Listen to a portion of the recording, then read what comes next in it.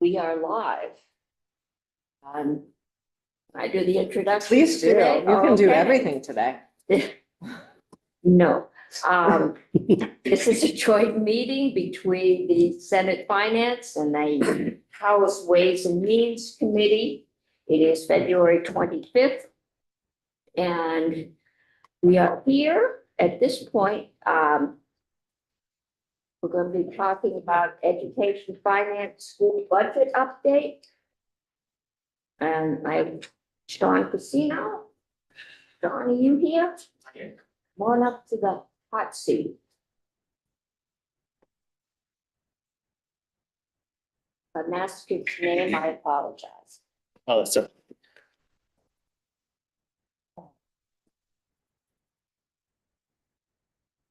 Hi, I'm Sean Kuzma from the Agency of Education, the interim CFO. And I'm here to talk Dawn, I'm sorry, but there's about, white noise. So if you could speak a little louder. okay. So Sean Kuzma from the AOE, here to talk about our school budget collections for FY 26. I think I need to share my screen.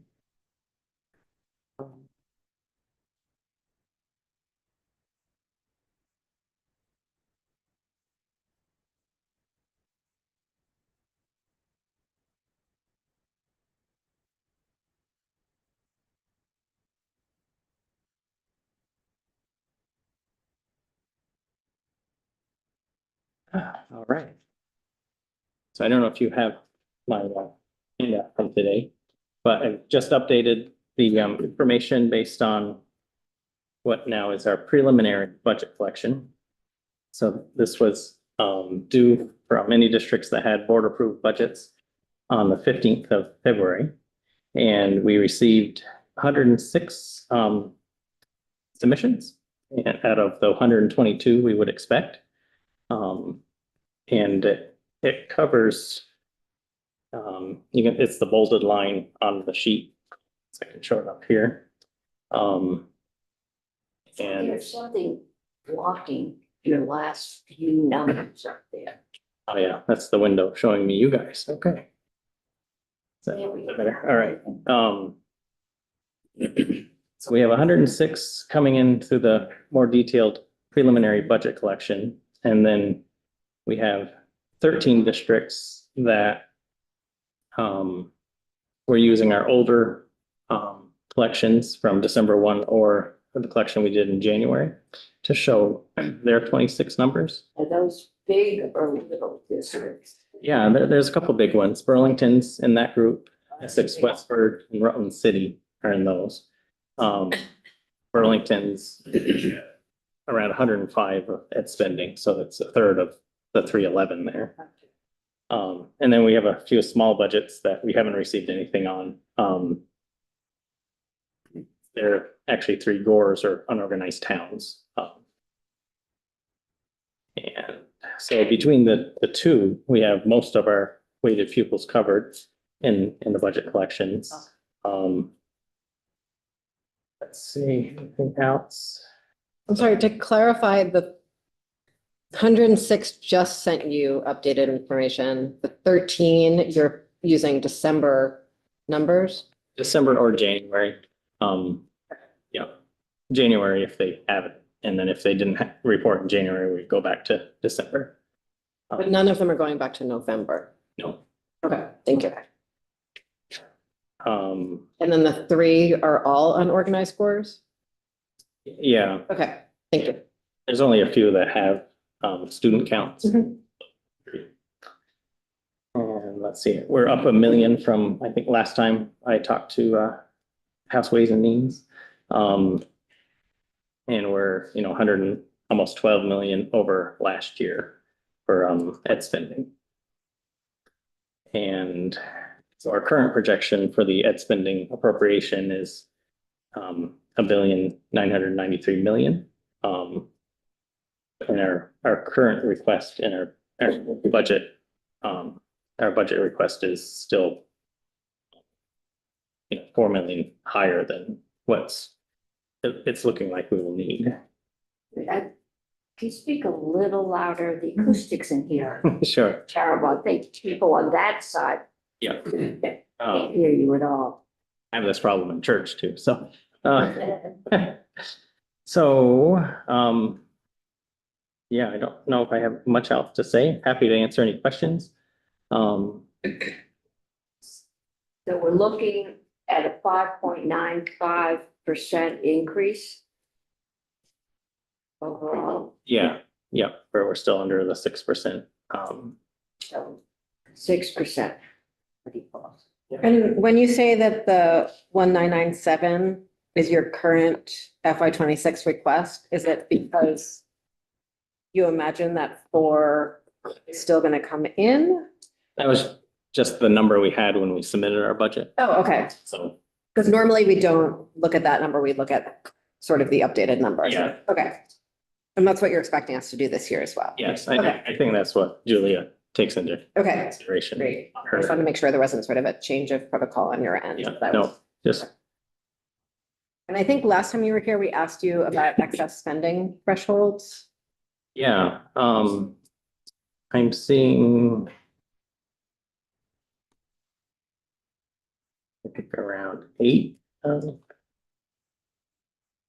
sounds right. You won't be able to see it, but, yeah, I think I'm seeing 8 over the threshold and so we collected exclusions, in the more detailed preliminary budget. So of the 106 that submitted, they also submitted exclusions. We're seeing 8 that are over the threshold. And what is the relative size of those 8 districts? They vary.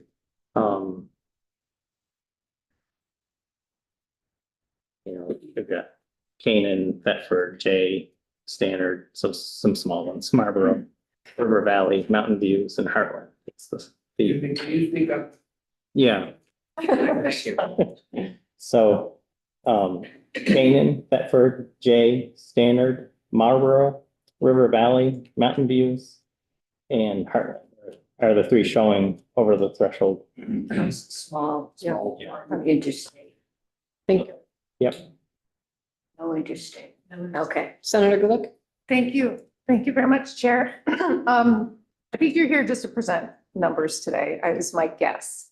But it would be, I'm dismayed by that almost 6% increase, only because it seems like anecdotally that school districts are cutting positions and cutting a variety of other things. So do you have any information on what's driving that increase? And is that something we can unpack, or is that not what you're doing today? I don't have any detail. We have some details now. I haven't had a chance to look at it in depth. I looked a little bit at salaries compared to the current year budget and last year's actuals.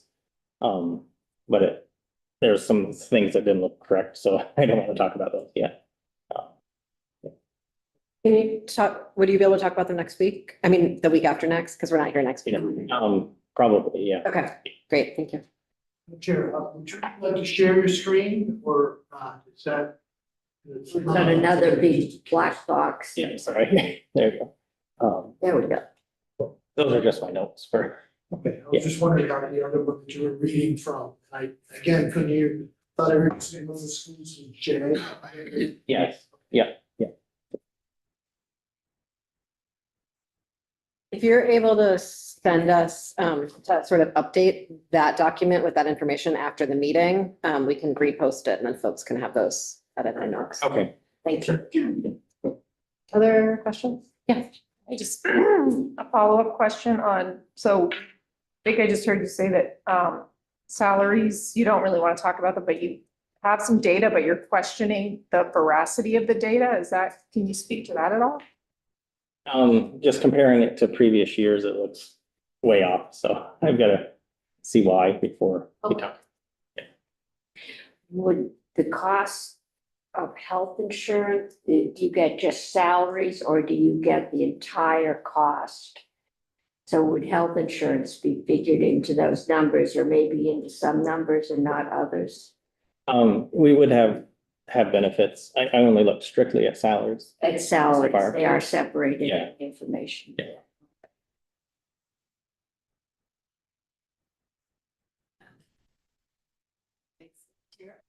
Also seen patterns in districts that are increasing spending this year.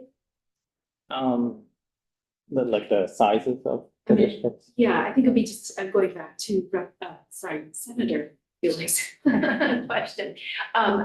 It's hard to evaluate what's happening if we don't have some of that texture. Mhm. And so it'd be interesting to know where you're seeing upward pressures and where you're seeing strong efforts to cut or contain. I don't know if you have the capacity within that to also track use of reserves. And what is remaining in terms of reserves after this year. I have to check in the revenue data we get to see if I can see, use of reserves, but. Yeah. Anyone else? Thank you so much, Sean, really appreciate it. Julie, you wanna join us? Sure. Thanks.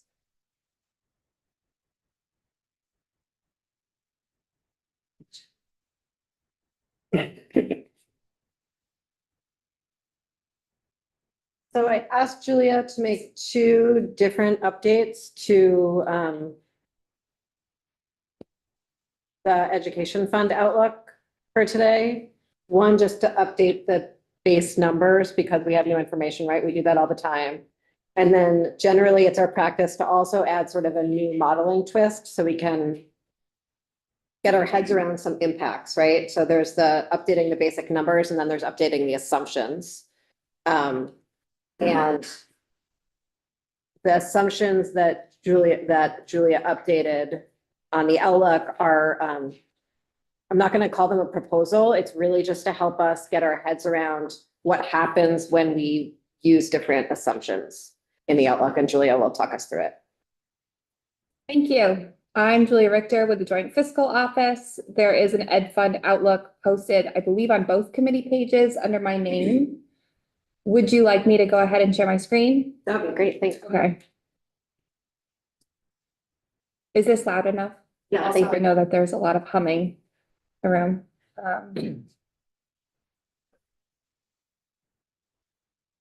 Okay, so I always find this an exciting point in the session when the Ed Fund Outlook pivots and goes onto landscape because we now have so many columns. So this is officially the first part of the session that I have an Ed Fund Outlook that's landscape to share with all of you. So in terms of level setting, we know that the Ed Fund Outlook is a way of tracking the ins and outs of the education fund based off of the current data. Before getting into what all of these different columns mean, I'm going to flag a few updates that the chair mentioned. So since I last presented an Ed Fund Outlook, I believe 2 weeks ago, there have been two significant changes to the underlying data of the yield model. And these data changes are reflected in our columns D, E, and F, and we'll walk through what else is in those columns. But the data that's been changed is the school budget information that Sean just presented to all of you. You can see that change in the education payment reflected in line 11. The other piece is that the tax department has now shared the final equalized education grant list, EEGL. So that's also included in here.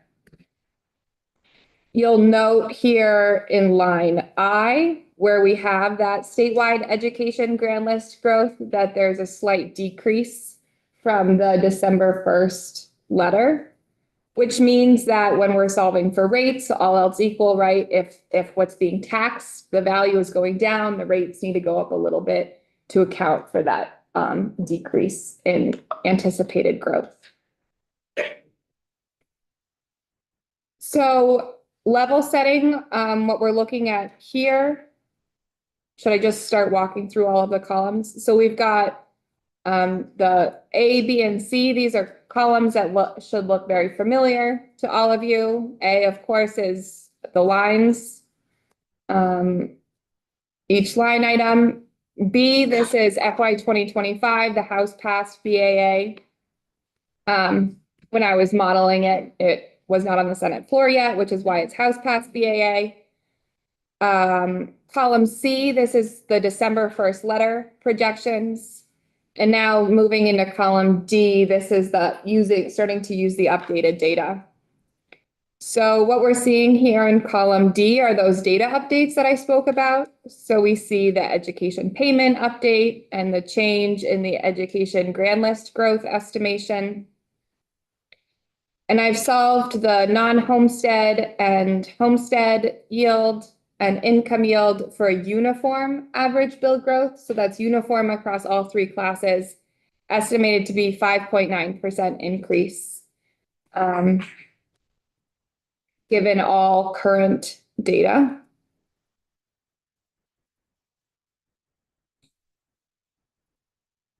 Moving forward. Can I, from a math nerd standpoint, so on line A, if we're looking at the statewide adjustment down below on J, 71.7%, 72.4, what I'm trying to get to is taking the tax rate from 2025, increasing it by 5.95%, and then you're dividing by the adjustment on the bottom in order to get that rate. Sorry, say that one more time. So the rate, if you look at 1.677 in line in column C, and then 1.671 in column D, is that a function of the adjustment at 71.7%? And if so, how are you getting to that number? Sure. So the statewide adjustment that we're seeing here in line J, this is reflective of that CLA change, right, for the yield bill. So just level setting, you'll recall that the way that the statewide adjustment works is it was new in the yield bill last year. And essentially what it does is it makes it so that in all of our modeling, the CLA is bringing property values up to the average CLA instead of the 100% fair market value. So when we were solving for a way to do the statewide adjustment so that the end result would be the same, there were a number of mathematical steps that we had to do. So part of that is we take that statewide adjustment and we use it to adjust the yield. We use it to adjust the discounts that were included in H850, that Act 127 transition. We use it to adjust the grand list that's included in the yield model. And essentially, we also use it in the CLAs that are applied to the equalized rates. So essentially what it's doing is it's adding the adjustment here in the numerator and there in the denominator. So at the very end, they cancel each other out. Just wondering if the adjustment was not made to 71.7, what would the 1.677 be equal to? Don't know off the top of my head, but I can get back to you on that. I'll do the math. Thanks.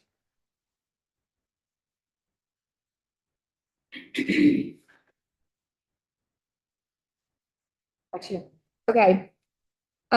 So that's what we're seeing here in column D, just those data updates, uniform bill change still is that 5.9%, which is consistent with the December 1 letter. Column E, this is the same structure that I was asked to model last time, but just with the data updates. So what we're seeing here is, again, a uniform average bill change and using the one time of 77.2 million in general fund transfer for the purpose of uniformly lowering all three classes. So we see that 77.2 million in general fund here in line 8. And we see that would correspond with a uniform average bill change of 1.3% for homestead, non-homestead, and income. Based off of our current assumptions, scrolling down to the bottom here, we see that that's essentially using up all unreserved, unallocated on the bottom line.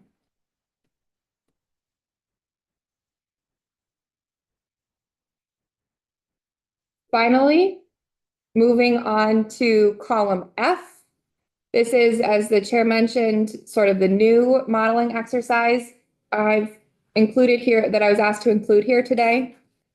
The structure of what we're looking at here is including that 77.2 million in general fund transfer, solving for a homestead yield and an income yield, so that the average bill change for homestead and income payers is 0%. You see that reflected in line G, but not changing the non-homestead rate that would be solved for without the general fund transfer. So you see that $784 corresponding with $784 in column D. So it'd be a no bill change for homestead and income and a 5.9% average bill change for non-homestead. That leaves additional dollars on the bottom line. And so I was asked to include the additional dollars on the bottom line into an additional reserve. So you can see the education transformation transition reserve here in line 39, and that there's 32 million put into it. That transfer is captured in line 30. Technically, I could have put in 32.72 million in the additional reserve, but I decided to keep it round. I remember we flirted last year with having a differential rate between non-homesteads and homesteads, but we didn't actually create a difference, but this is contemplating that. If I recall correctly, so I'm confirming, have we ever had a different homestead and non-homestead rate? Yeah, so to clarify, I know this is what you mean, but just in terms of vernacular, under all of these proposals, the homestead and non-homestead rates are differing. This is talking about the average bill change, which I think is what you are getting at. Have we ever had an average bill change that's not uniform across all three classes? Yes. Last year, it was modeled to be uniform of 13.8%. The one piece that was different across all three classes was there was that one-time bump in income sensitivity of 13% for the property tax credit. Oh, sorry, go ahead. I have a question for you, Madam Chair, but. Me, Madam Chair? or Yeah, the House Chair. Yes. Which is, I believe your committee is working on something about property reappraisals and the tax data Mm-hmm, based on a bill that we did 2 years ago. mm-hmm. Is that going to lead to the ability to differentiate within the non-homestead class of properties? So we have bill language right now that looks at creating more consistent grand list data around the state, which is, and then could be a first step in being able to differentiate amongst non-homestead classes, which has been something that's been requested for a very long time. Yes. And so we are beginning that work as part of the education transformation bill. But it's not going to be ready for next tax year. No, Got it. no, it will not. There's no way to apply that for FY26. There's too much To do. administrative doings. Okay. Yes. That's what I thought, but I wanted to see how close we were. And we're at we're early committee conversations on it. Okay. Thank you, Madam Chair. The Education Transformation Transition Reserve, I think it is what it says it is, maybe? That's all it is. That's all it is? It's like, there's no, I asked Julia to create this scenario and that's really it's not a proposal. It's just a thought exercise. Okay, I would just, It could be used for whatever your Okay. imagination wants it to be oh, used for. okay, good, because what I was imagining it for, I wouldn't want it in the ed fund, that's all I will say for now. I think there's the reality, so if folks are sort of tracking the unexpected revenues in the education fund and unexpected revenues in the general fund over the last few years, there's less and less of it every year as we sort of come out of the pandemic revenue peak. And so our opportunities for one-time transfers without significant reductions in other general fund spending is becoming riskier and riskier. And so I think the idea is it's an acknowledgement that likely we are not going to magically fix everything this fiscal year and might need to be buying down rates next fiscal year as well. It wouldn't be to pay for AOE consultants or anything like that, if that's what you're wondering about. Yeah, that's absolutely a general fund expense. If we do anything, there's going to be some ongoing Yes. transitioning costs that we're going to have to find and not in the ed fund.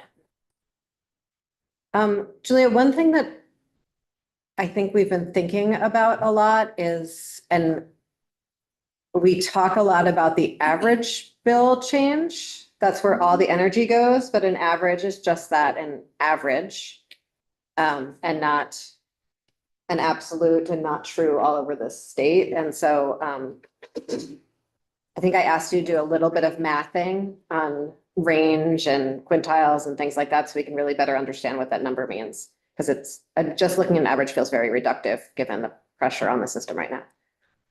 Yes, so I don't have any other documents, I just have some notes, but as the chair mentioned, I've been thinking a lot after the last, or a couple weeks ago, the conversation of, we're talking about an average bill change and what does the average bill change mean? And is there another way of looking at it? And how else could we look at it? So, so just sort of taking a step back and thinking about when we're looking at this line G here, the average percentage bill change compared to the prior year, what is that coming from? How are we calculating that?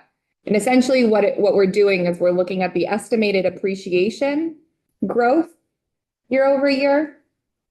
We're looking at the number of parcels in each town and the estimated rate in that town, using that parcel count to weight the rate.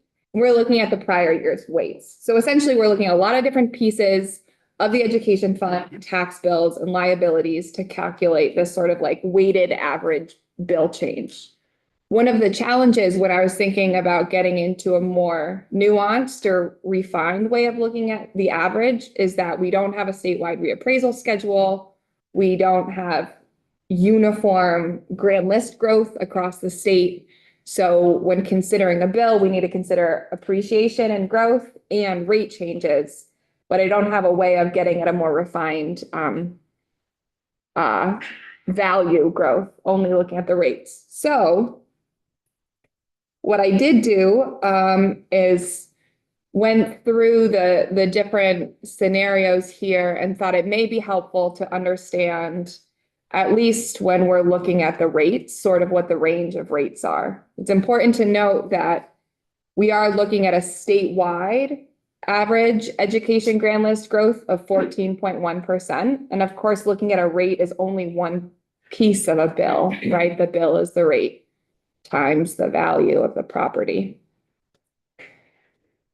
But I have, so what I did is in solving each of these cases here, I looked at what the minimum was, the median, the maximum, and separated it also into quintiles of rates. So looking here at column D, so this was the data updates and the average uniform bill change of 5.9%. So if you were to go deep into, if I were to pull up my yield model on the screen here and we were to scroll through, what we would see would be when looking across all towns, the minimum rate would be $1, right? These are equalized rates. And that makes sense because under statute, the minimum equalized rate is $1. The maximum rate for this column D would be $2.46. This is for Homestead. Talking about a pretty wide range. The median would be $1.672. And interestingly, that's very close to the average Homestead rate. So the median, we're looking at that middle rate across all towns, right? The average, that's a weighted average across towns. So we're getting at this, a way of looking at the average in two different ways, and they're quite similar. I do have the quintiles in front of me in case that's helpful, but I don't want to just read out a list of long numbers to the committee unless I'm asked to. I think Charlie wants the numbers. Okay. So in terms Other people do too. I just, made up so in terms of the, face. okay. It is hard because I can't see everyone. Could we, no, because then you're way back from the camera and the mics. Oh, it's okay. So column D, quintiles, we've got the minimum of $1. We've got that quintile 1, so that's the up to 20% at $1.4809. Quintile 2, $1.612. Quintile 3, so that's up to the 60% of $1.6968. Quintile 4, $1.8177. And quintile 5 is that maximum at the, or at the 100% of 246.03.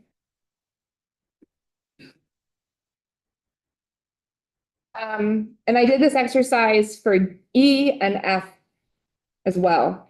And across all 3 of the columns, and I can go through them if that's helpful, the median rate is very similar to the average rate. So I know in the past I've cautioned, I think in front of all of you, to interpret the average homestead property tax rate with a lot of caution because it is just an average. And it still is just an average, and it's an average that corresponds quite closely with the median, which is Strangely reassuring. helpful from a statistics perspective, at least for my own brain. Do you want me to go through columns E and F? I don't.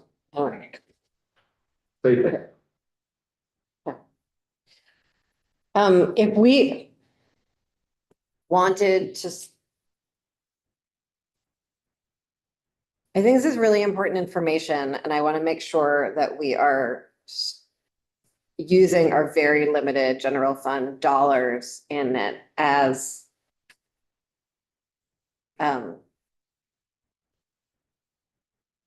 refined a way as possible to deliver the maximum tax relief to Vermonters who need it.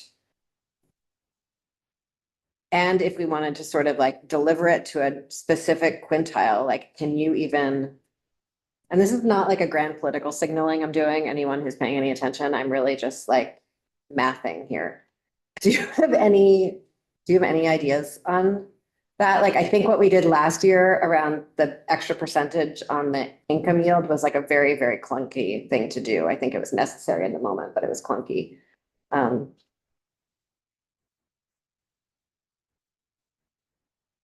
I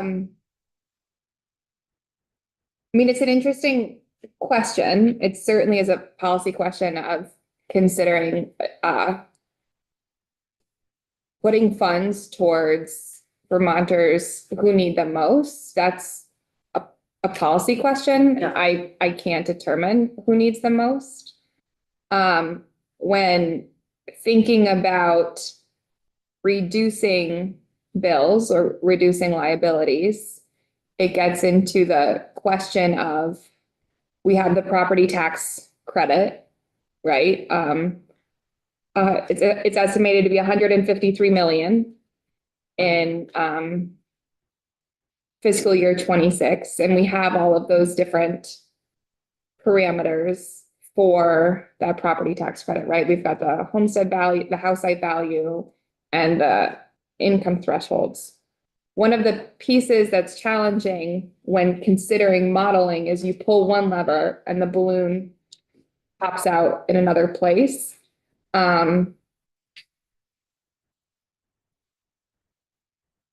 So thinking about sort of like the circularity of how that works, I think from my perspective, I would need significant guidance in terms of like where those dollars are trying to be funneled before being able to think about how and if the math could play out. My other just genuine question that I don't know the answer to is administratively, if the tax department could do more than like the 13% increase they did last year for the coming fiscal year, because we're talking about rates that are going out in July. And the property tax credit that's already been earned in 25, that's going out in 26, FY.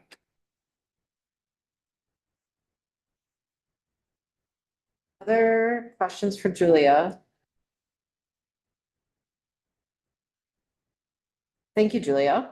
Does anyone on the committees have any thoughts on this sort of, I don't know,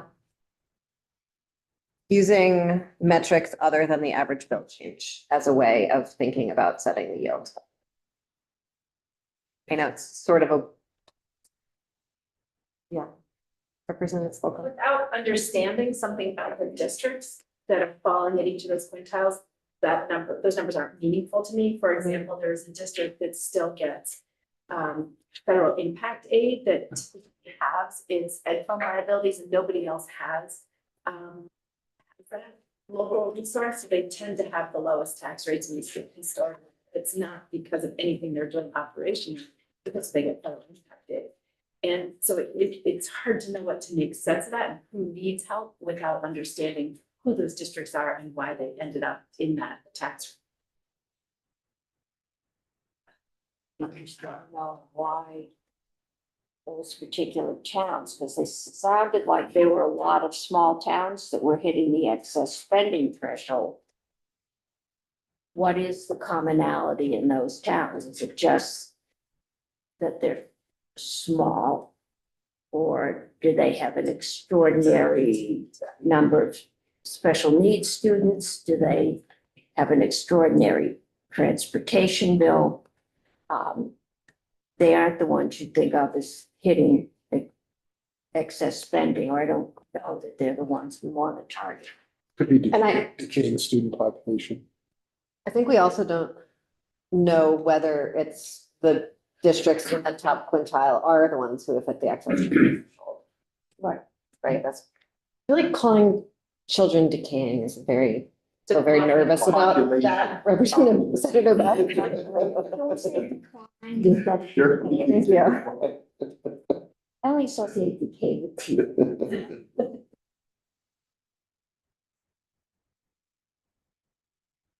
We have Larry Pike this morning. Okay, I think we're just gonna have a few more minutes for discussion. Thank you. Anyone? Just keep on thinking about it and let's like maybe talk about it next time we're all together. The question is, what could we do with these numbers that would have any meaningful impact? Or a more meaningful impact than what we're just sort of would do by default. Yeah. In both of the last ENF, there's the assumption that we're using the 77.2 million. Is that? I mean, I know that's the governor's proposal, but is that what the House is also thinking, or did you just put these in here just to show what it would do? We have D as well. I mean, I don't think we've decided firmly in any direction. Okay. And I think there's a question like if we were gonna buy down, is it 77 or 83 or 72 or Right, exactly. 53.7? I don't know. Next year, we've got that, and if the rescissions or unforecast revenue doesn't come in to transfer, I mean, we're putting a lot of money on the credit card at this point. Exactly, and also the federal situation that we might have to Change fill all the in. rules of the Yeah. game any day. Yeah. I also have a very crisp memory of the fact that we had a tax rate offset reserve in place for the 127 transition, and it was nowhere near sufficient to even make a dent in what we were trying to do that year. So scale, I think, is hard to get our heads around for some of this. Okay. I mean, the next proposal about column F is that giving homeowners, homestead owners, relief in this year and then holding money in reserve to possibly use it in the second year as we bridge between what we think is the current state and the future state and the governor's proposal. That's kind of an elegant way to get there.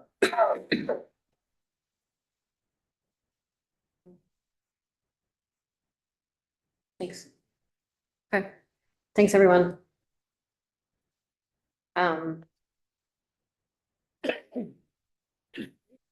Yes, so let's take like a 3-minute break. Please don't leave the room and certainly don't go up to the cafeteria to get a cup of coffee. And then when we come back, Dr. Pikus will join us. Yeah. Who's not?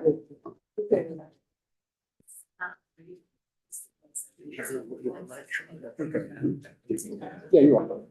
Right. Please say a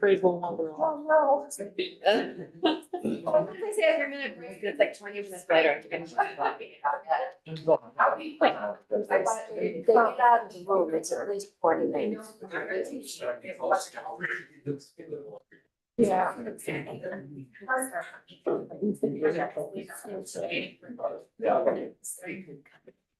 Idea, Bennigan.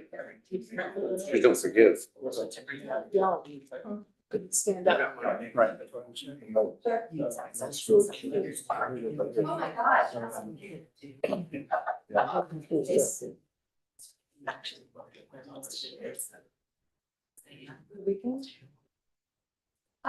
Yeah.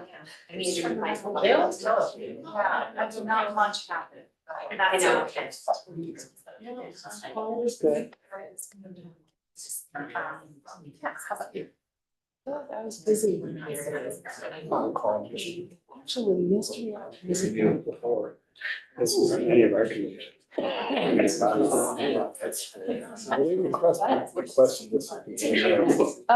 you can pause it. Just mute us. Okay, just mute us. Okay.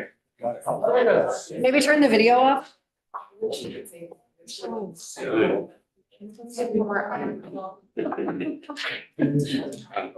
How long you gotta wear?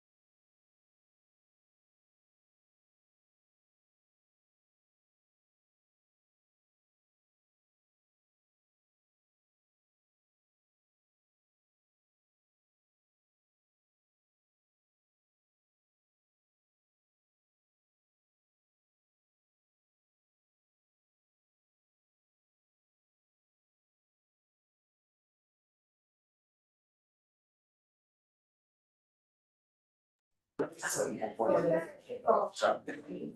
you know how much you tripped them out to that? Is there any- $100? Yeah.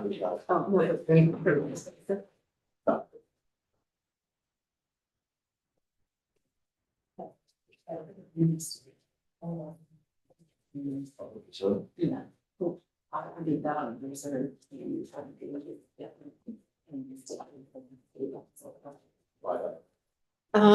Let's get, do you want to invite in Dr. Pikus?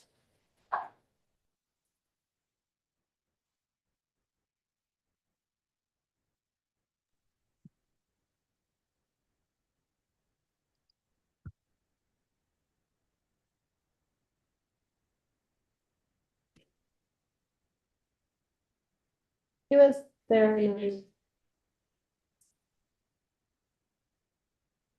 Dr. Pikus, are you there? Yes, I am. Sorry. Welcome. Thank you. Thanks for joining us. Very good to see you. Pleasure to be here, or on Zoom anyway. We'll count it as here. Thank you. As I'm sure you're aware, we have taken significant testimony and had many conversations about the governor's education transformation proposal. And many of those conversations are with APA Consulting. And they've shared with us their version of a foundation formula that's based on some of your work. But often in that testimony, they would sort of default to saying it was decisions you had made. And so we were thinking that it would be helpful to have you come in and describe your own work in the context of sort of all that has been modified from it. So really glad that you can make it today. Thank you. And would love to just, on some level, essentially have you take us through your own report so we can have an opportunity to dive in deep and ask some questions about the assumptions in it. Okay. I'm happy to do that, and I'm pleased to organize this any way that you see fit. Because of the time constraints, and as you all know, this has become a particularly challenging year in any government organization, as the changes that are coming from Washington, D.C. have impacted all of us. It's the same at a university, and because I sadly still have that four-letter word dean in my title for a few more months, it's been a little busier than I would have maybe hoped. But I tried to put something together to be helpful.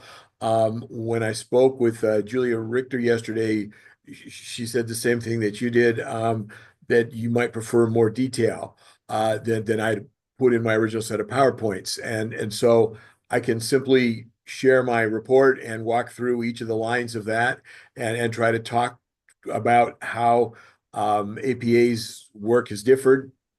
Or I can start with, once I do sort of an overall of how the evidence-based model works, I can talk about the specific differences between what we would do in that, and then go back and walk through the report. And I guess I would leave that up to you to tell me what makes the most sense to you as a committee. And then I'm happy if there's time permitting and you're interested to share any thoughts I have about foundation programs and schools. I had the privilege of working with members of your legislature in 1997 or 98 after the Brigham decision was rendered, and have worked in Vermont a great deal since, and may or may not be helpful. I would leave that to you. I can be helpful or not.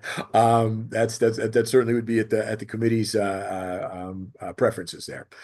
If that makes sense to you. It seems like it would make the most sense for you to start with what you think about a foundation formula, just knowing that we've taken a tremendous amount of testimony on that Absolutely. already this year, so we don't need like a 101 on it. We would love like a 301 or 303 or however you count college courses. And then would love to hear sort of the assumptions in your model, and then we can get to modifications. That seems like a logical progression to me. Okay, I can proceed that way. Okay, thank you.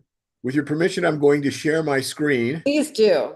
And then the first thing I'm going to do is just jump right through my presentation to the one slide that I created about foundation programs.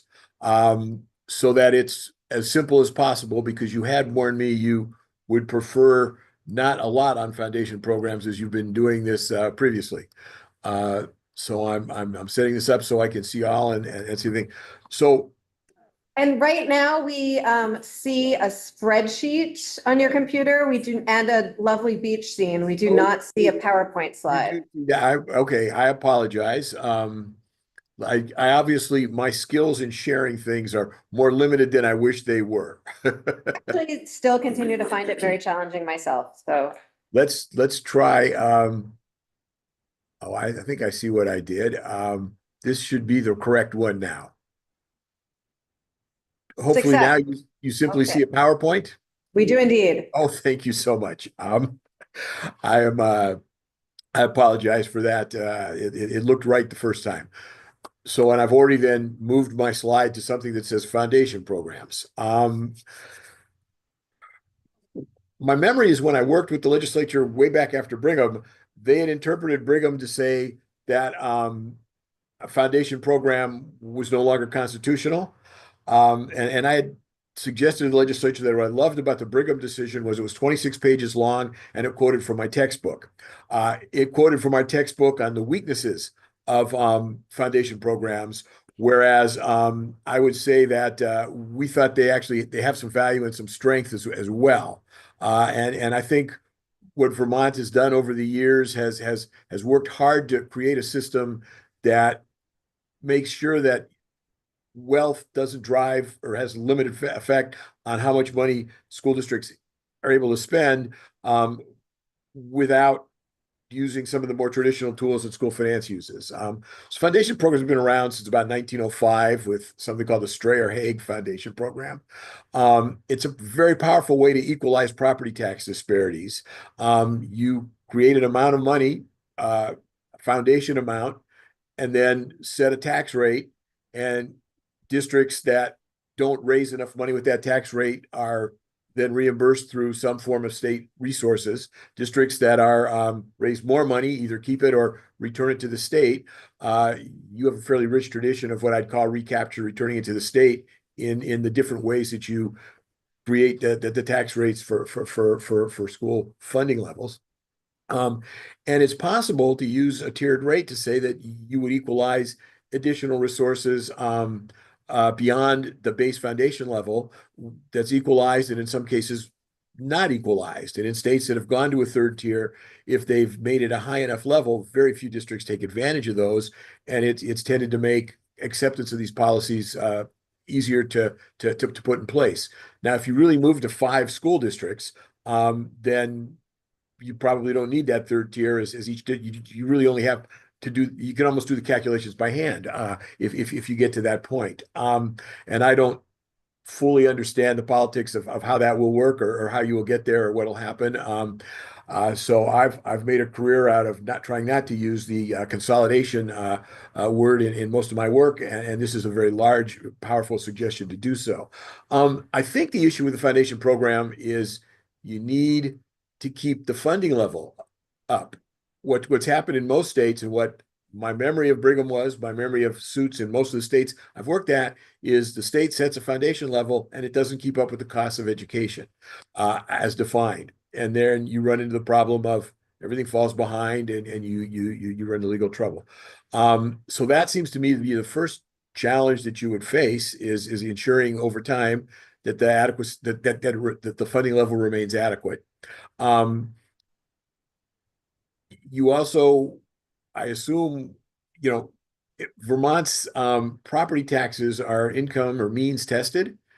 That is, your property tax bill is reduced or capped based on your household income, and that's my understanding is that's a pretty important part of how you fund schools and how you fund local services, and it has a lot of value.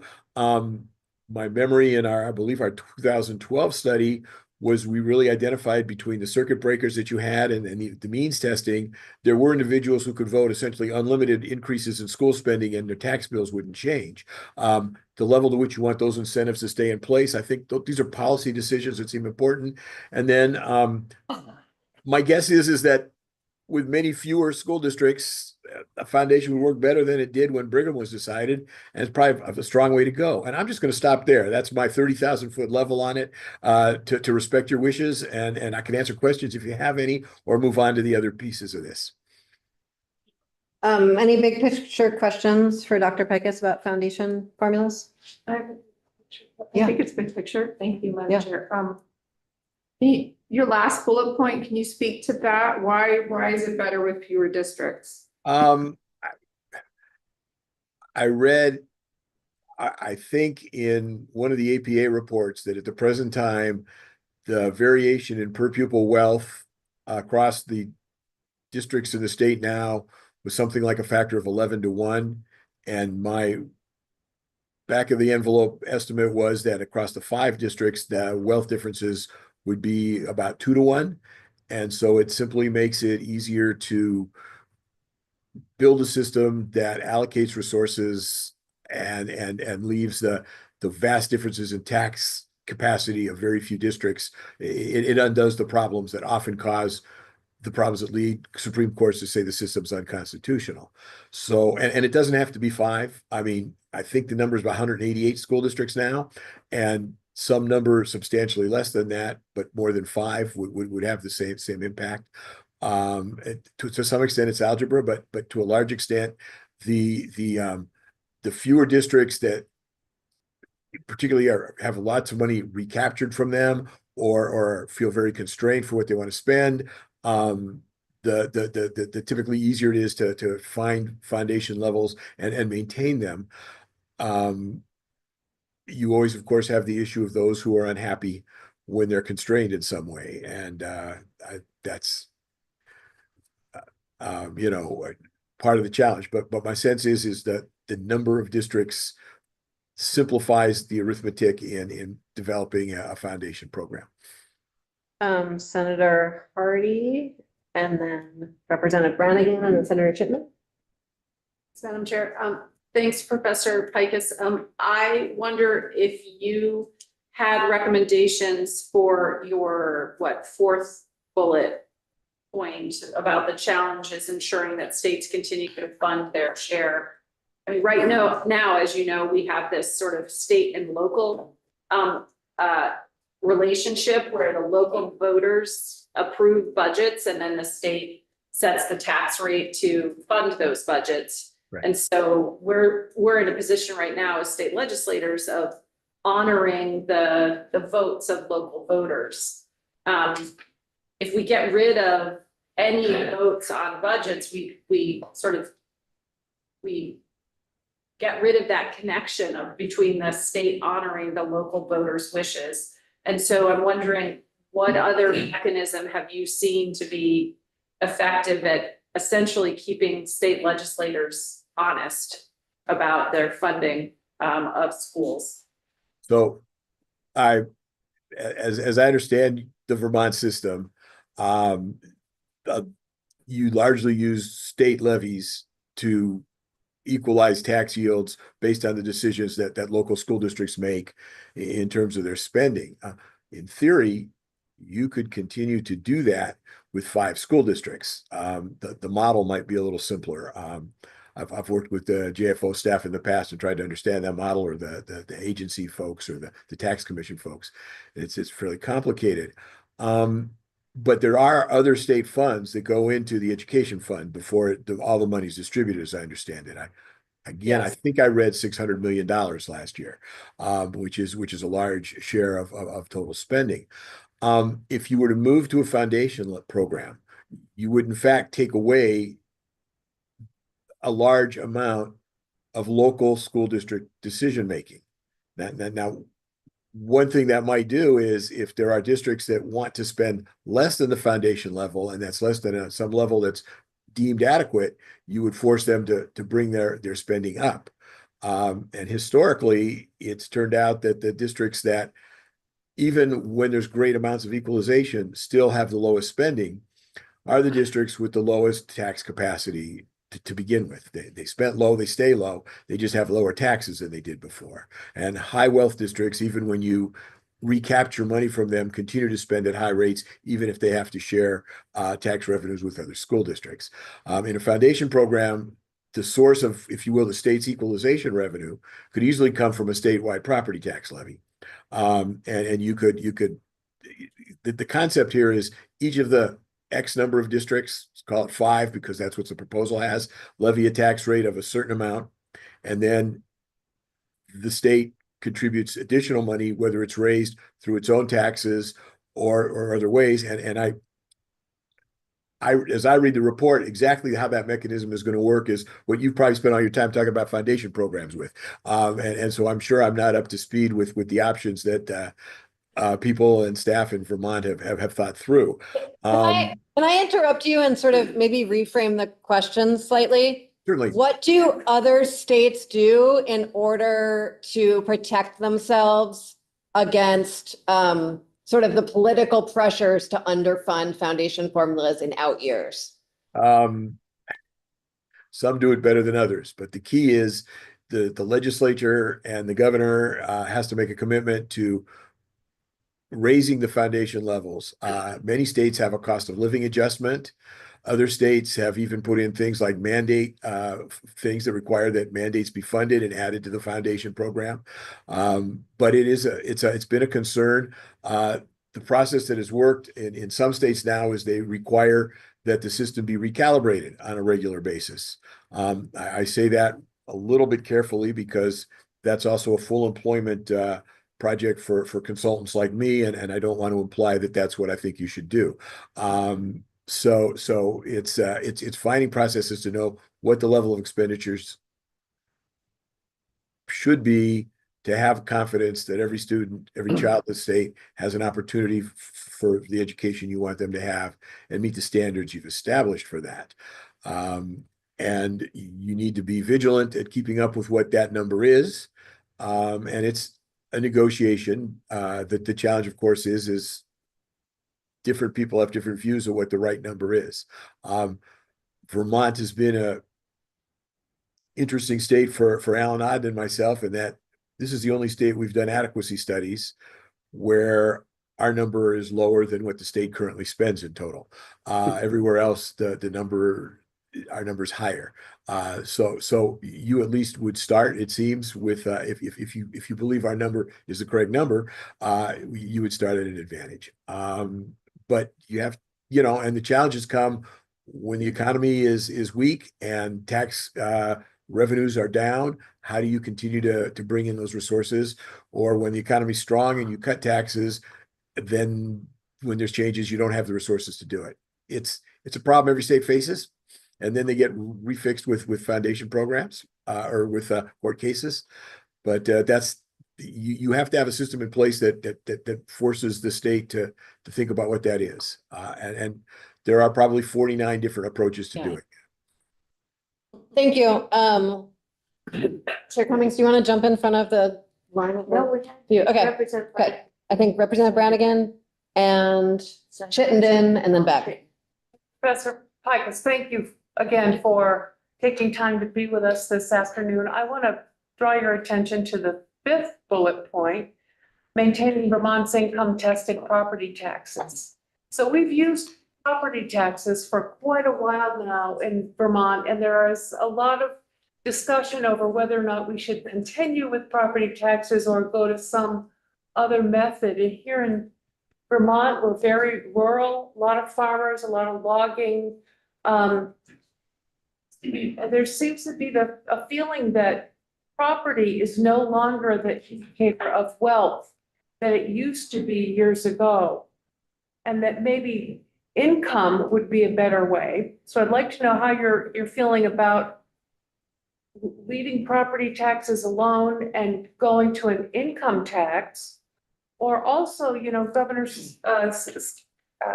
Scott has proposed a system where for people who own property but have low income, they would have some kind of plan where they part of the value of their property could be forgiven and not taxed at all in a way that's more beneficial than just this income sensitivity program. So what are your thoughts on that? Have you given it any time at all?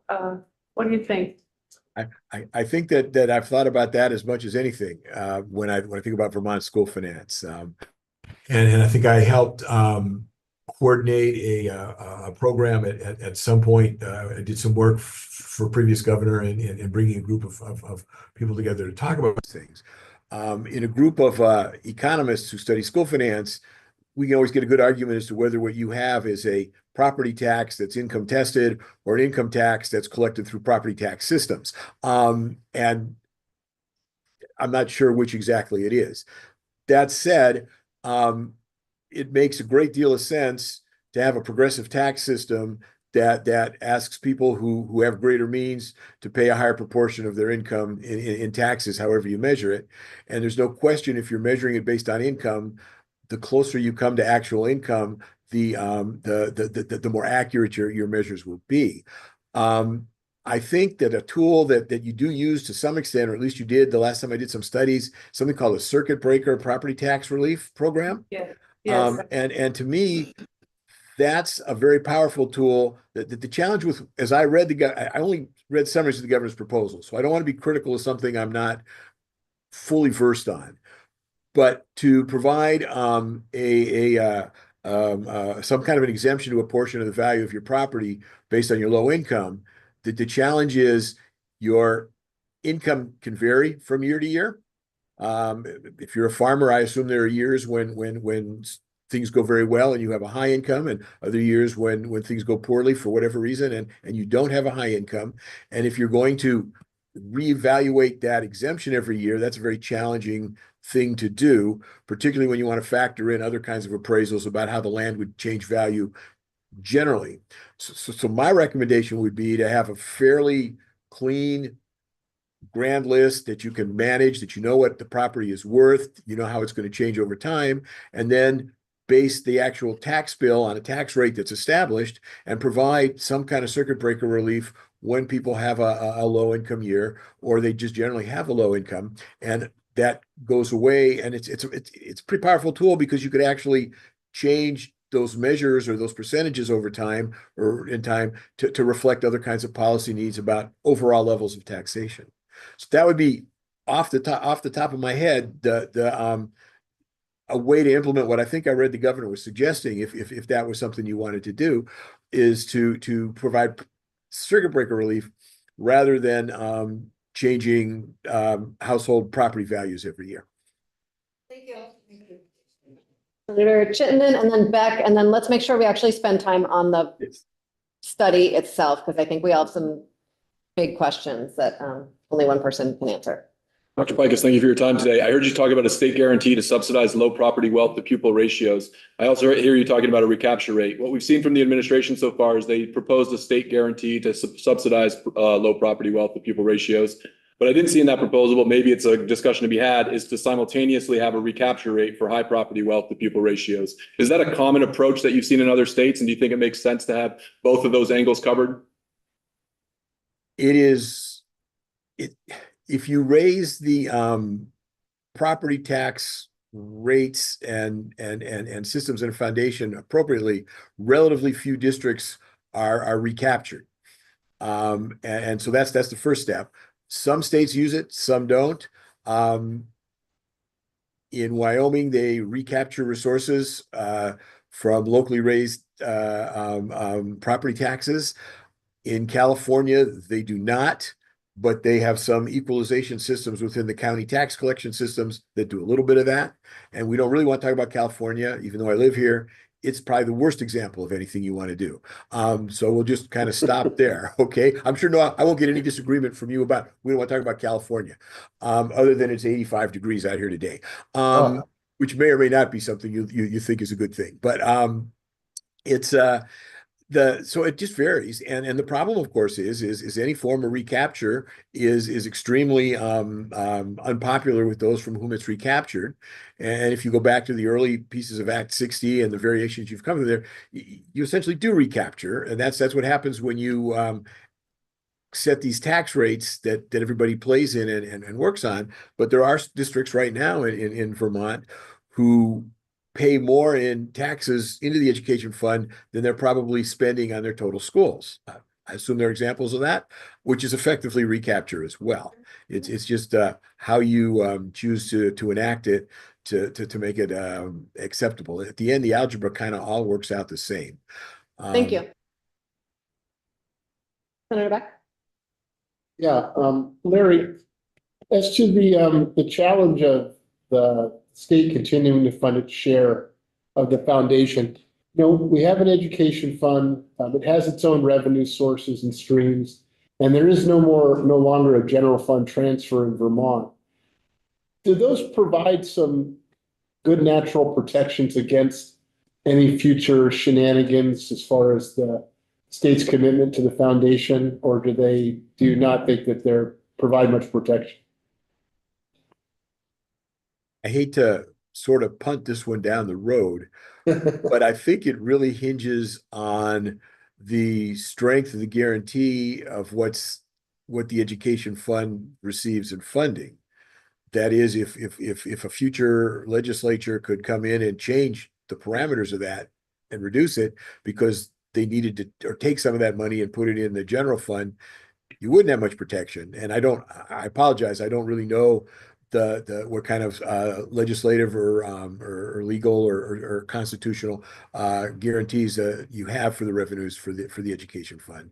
And of course, if it's based on property tax collections or income tax, any kind of tax collections, it's still subject to the variations in the economy and how that affects annual revenues. So all of those problems come to the fore, all of the, on any of these things. I mean, I'm sorry, I'm talking to a group of state legislators who know more about these kinds of challenges and face it every year or two when you do a budget than I could talk about just thinking about my household budget and the broad levels of school finance. So I don't mean to tell you things I know you know.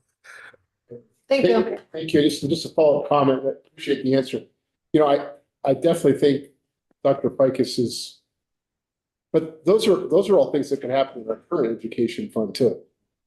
I mean, we could divert sales tax we could do any of those things right now in the current system that we're in. I mean, except the property taxes are always the fluctuating lever that we needed to fully fund. And they would be here too, but I mean, we could calve off consumption taxes. We could do any number of things. We haven't been. Representative Burkhardt, do you want to ask your question? Then we'll go into a shorter question. Okay. So in Vermont, even though, thank you for being here. In Vermont, the teacher salaries and operating costs are very widely from one portion of the state to other portions of the state. Have there been states that you've worked with that have successfully designed a foundation formula that addresses these differences in operating costs across the state? Can you ask me the last part of that question again? I'm not 100% sure I heard everything. Have you worked with any states that have had a similar disparity in operating costs from one part of the state to other parts of the state? And have they successfully designed a foundation formula that will work in that scenario? And if so, how have they done that?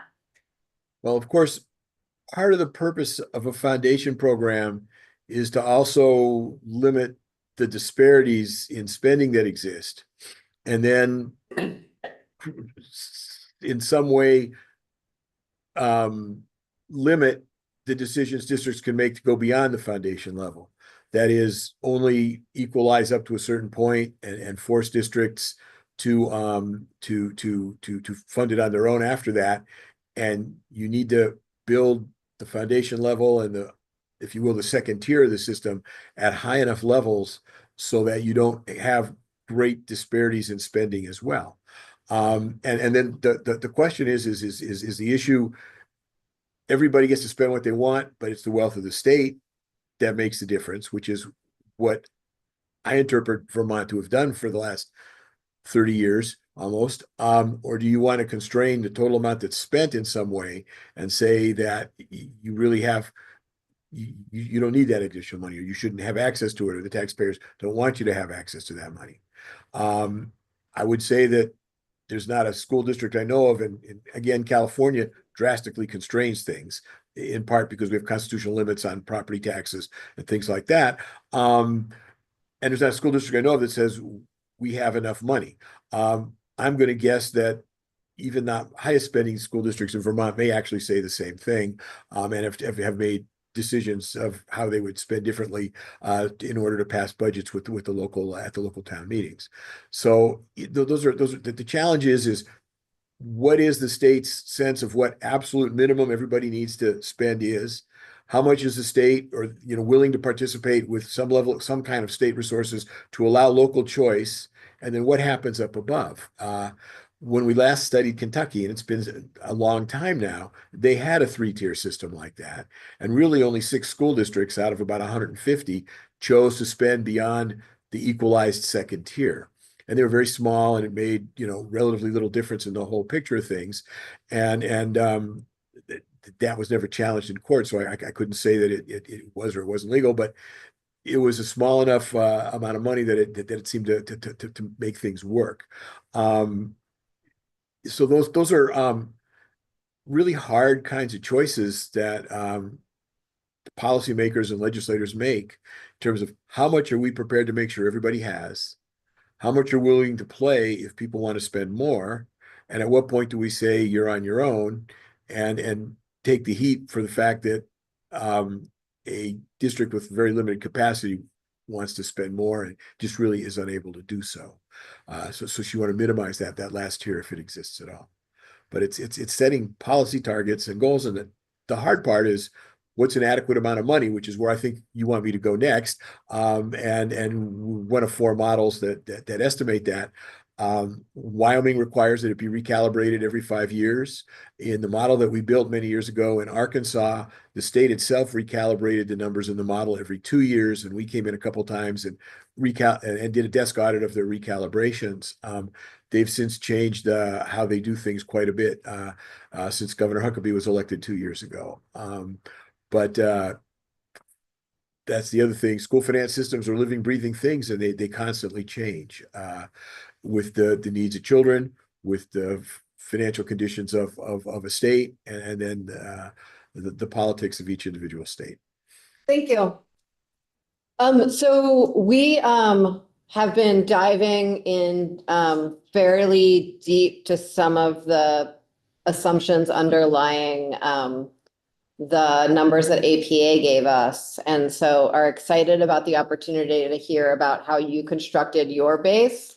And so would love to move to that section of our testimony today, if you're ready for that, Larry. I'm perfectly comfortable in doing that, and again, I want to emphasize I'm here to really do what you want with the time. So please, if you feel like I'm not hitting where you want, or you think I could say something or talk about something that I'm not for some reason coming to, please interrupt me.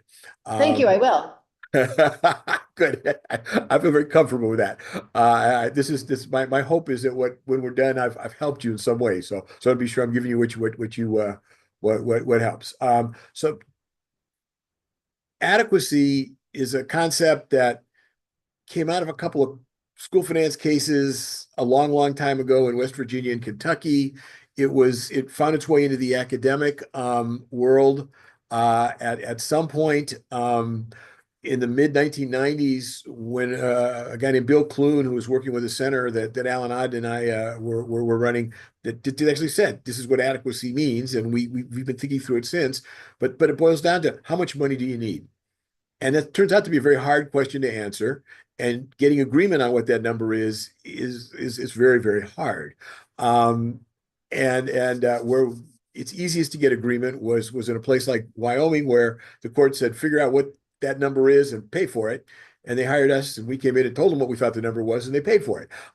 That's easier said than done in most states. And it may be undone with a court ruling that we're expecting soon in Wyoming as well. Anyway, there are 4 models that look at how to do this.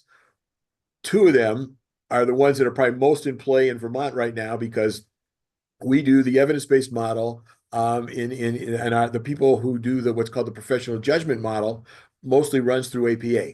So, and we work with APA all the time now, because most states ask both methods get estimated and see where we go. In short, what we try to do in the evidence-based model is estimate the resources to provide all students an equal opportunity to meet your proficiency standards. We do that. Alan and I have been reading the education research for a combined 100 years. 55 for him, 45 for me, because I'm the kid on the block. We try to say, what does that research tell us about how you would organize a school to be successful? And that's admittedly our opinion of what that is. And we use current educational research, and that changes over time. So our model has changed over time. We use, if we can, we find experimental design research. If we don't have that, we look at quasi-experimental research. We look at studies of what's going on in schools and how schools have made these changes. The current press is just full this week of the so-called Mississippi Reading Miracle. And there's some stop in the funding for continuing that. And they're trying to show that it made a big difference. So there's always disagreements in these things. Once we get something like that, we then ask educators in the state to tell us what they think about it. Because for clarification, because you're talking about the Mississippi Reading Miracle, but my understanding that was funded by hundreds of millions of private dollars from outside their education funding formula. Am I missing something? It's been funded with a lot of money from the federal government, which ended this week, with some private donations. I'm not sure exactly what the mix of that is. And I think what's been amazing is reading scores in Mississippi have gone up, and the learning loss in the NAEP scores that came out was much less in Mississippi. And I think it's a very recent thing that those results have emerged. And I think there's a lot of researchers now trying to understand what they did. I think a lot of what our model is based on is we pretty much know how to help children learn. It's implementing it successfully, having teachers who are well qualified and trained, having leadership who can lead those teachers and make that work is of course, always where the challenge is actually doing it. And they've found some things to make it work in Mississippi. I don't have all the details of the program.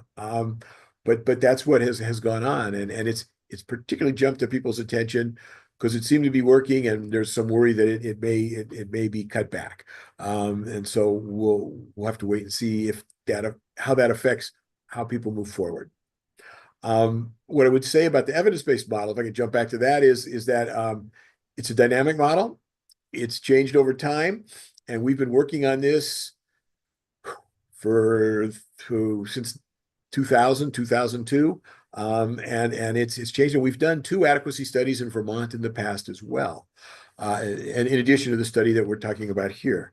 Now, when we do this in its full blown, how are you going to do? Let me go back for a second. Well, we can leave it here.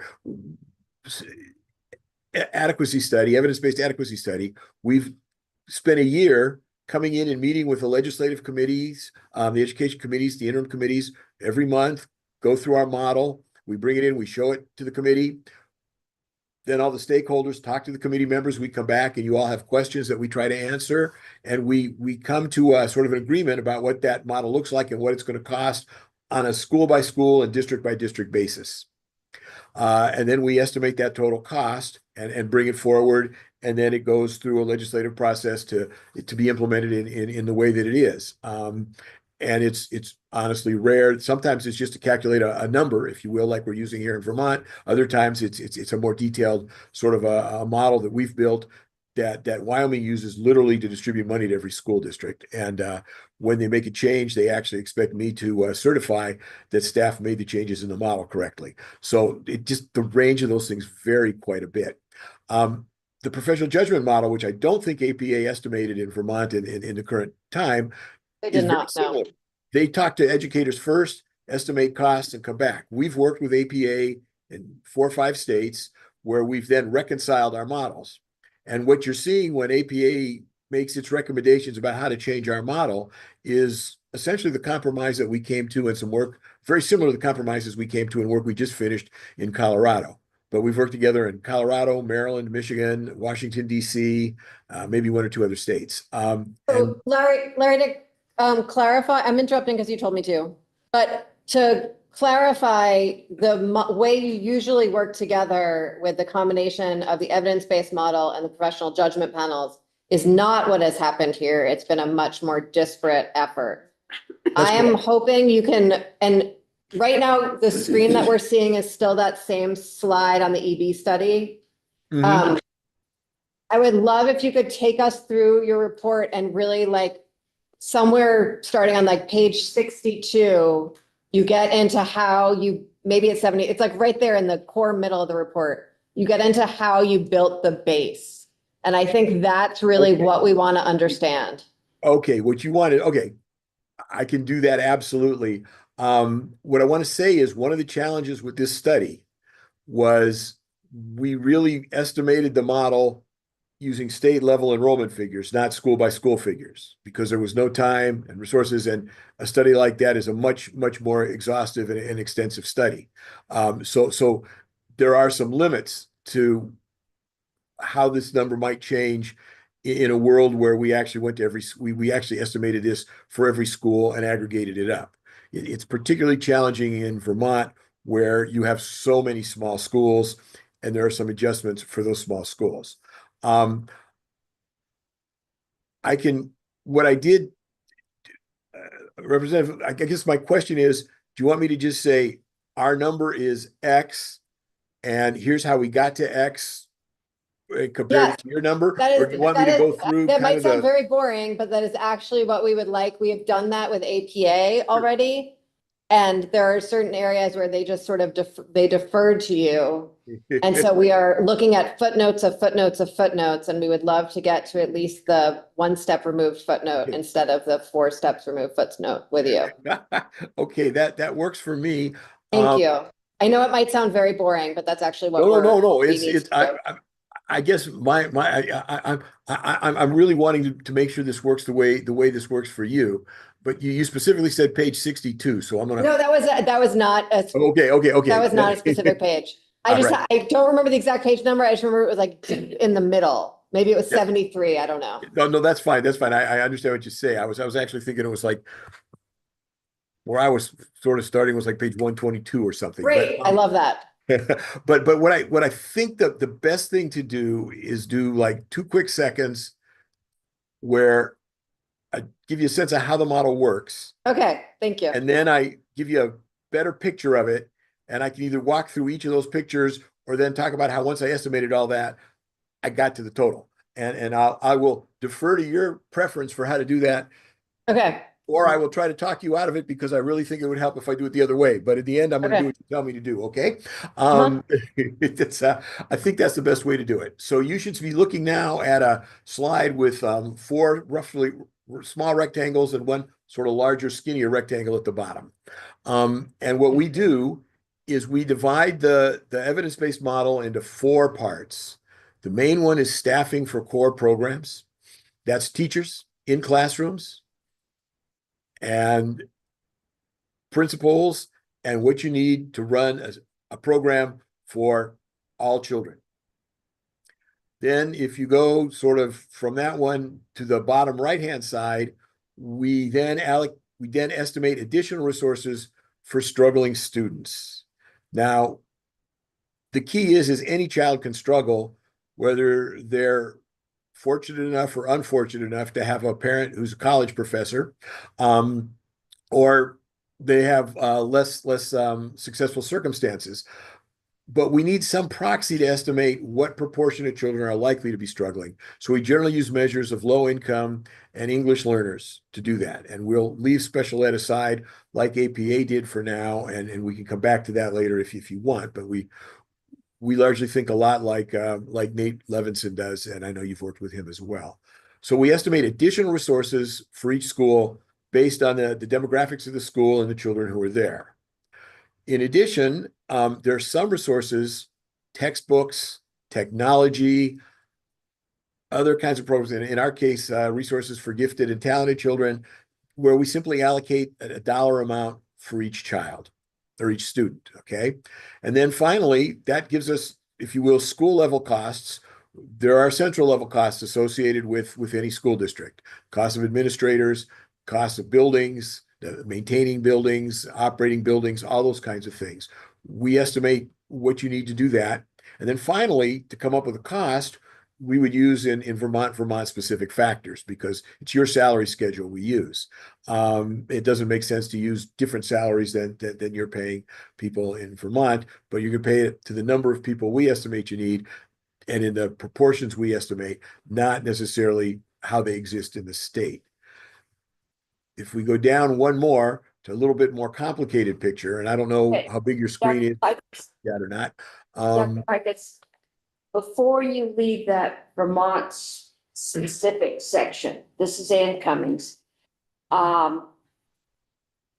We had a school superintendent in last week who went through your model, and she hit every one of your points, ratios, within a half a child, until she got to mental health behavioral interventionist. You had 1, she had 4, which led me to question, in the Vermont specific factors, we have probably the widest mainstreaming mandate in the country.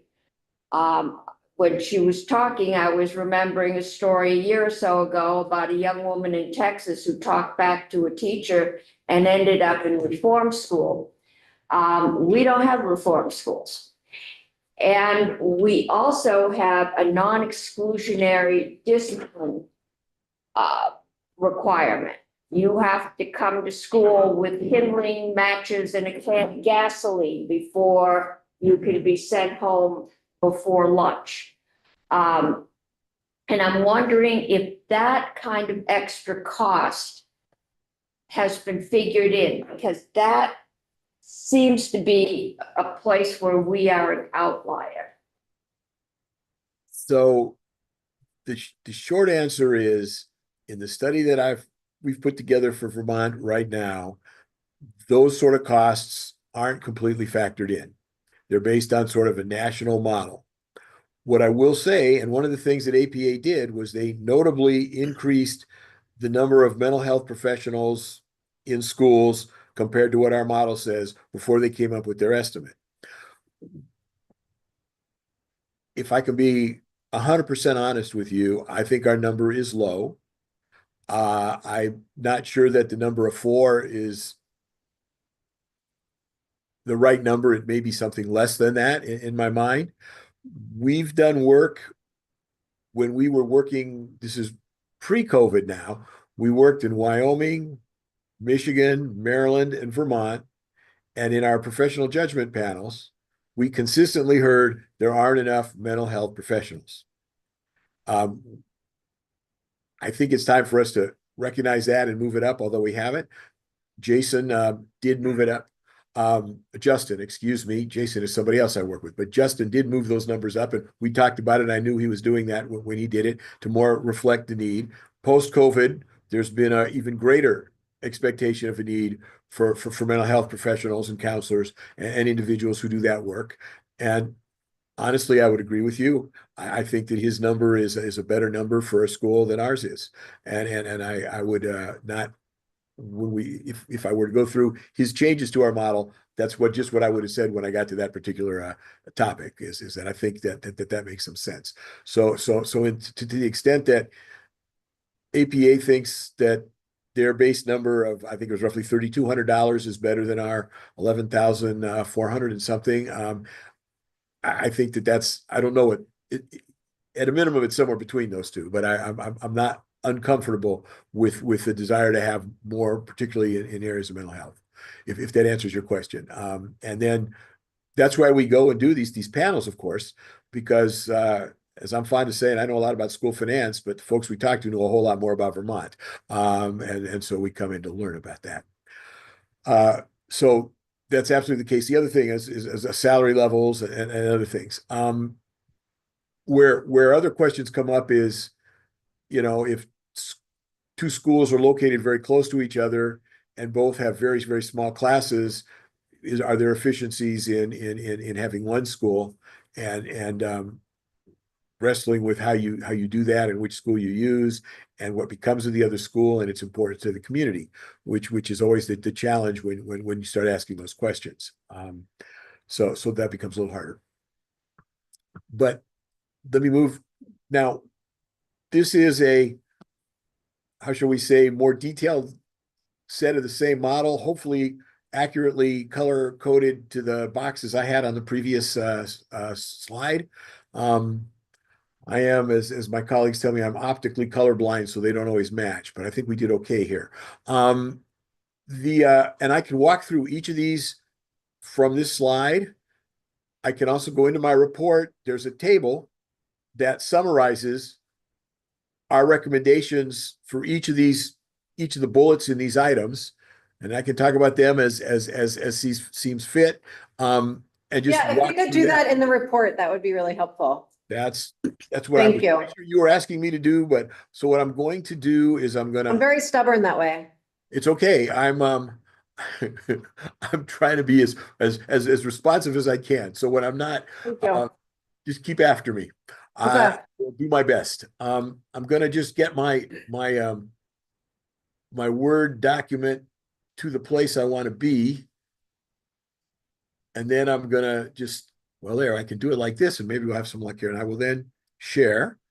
And let's see if I can get it right this time.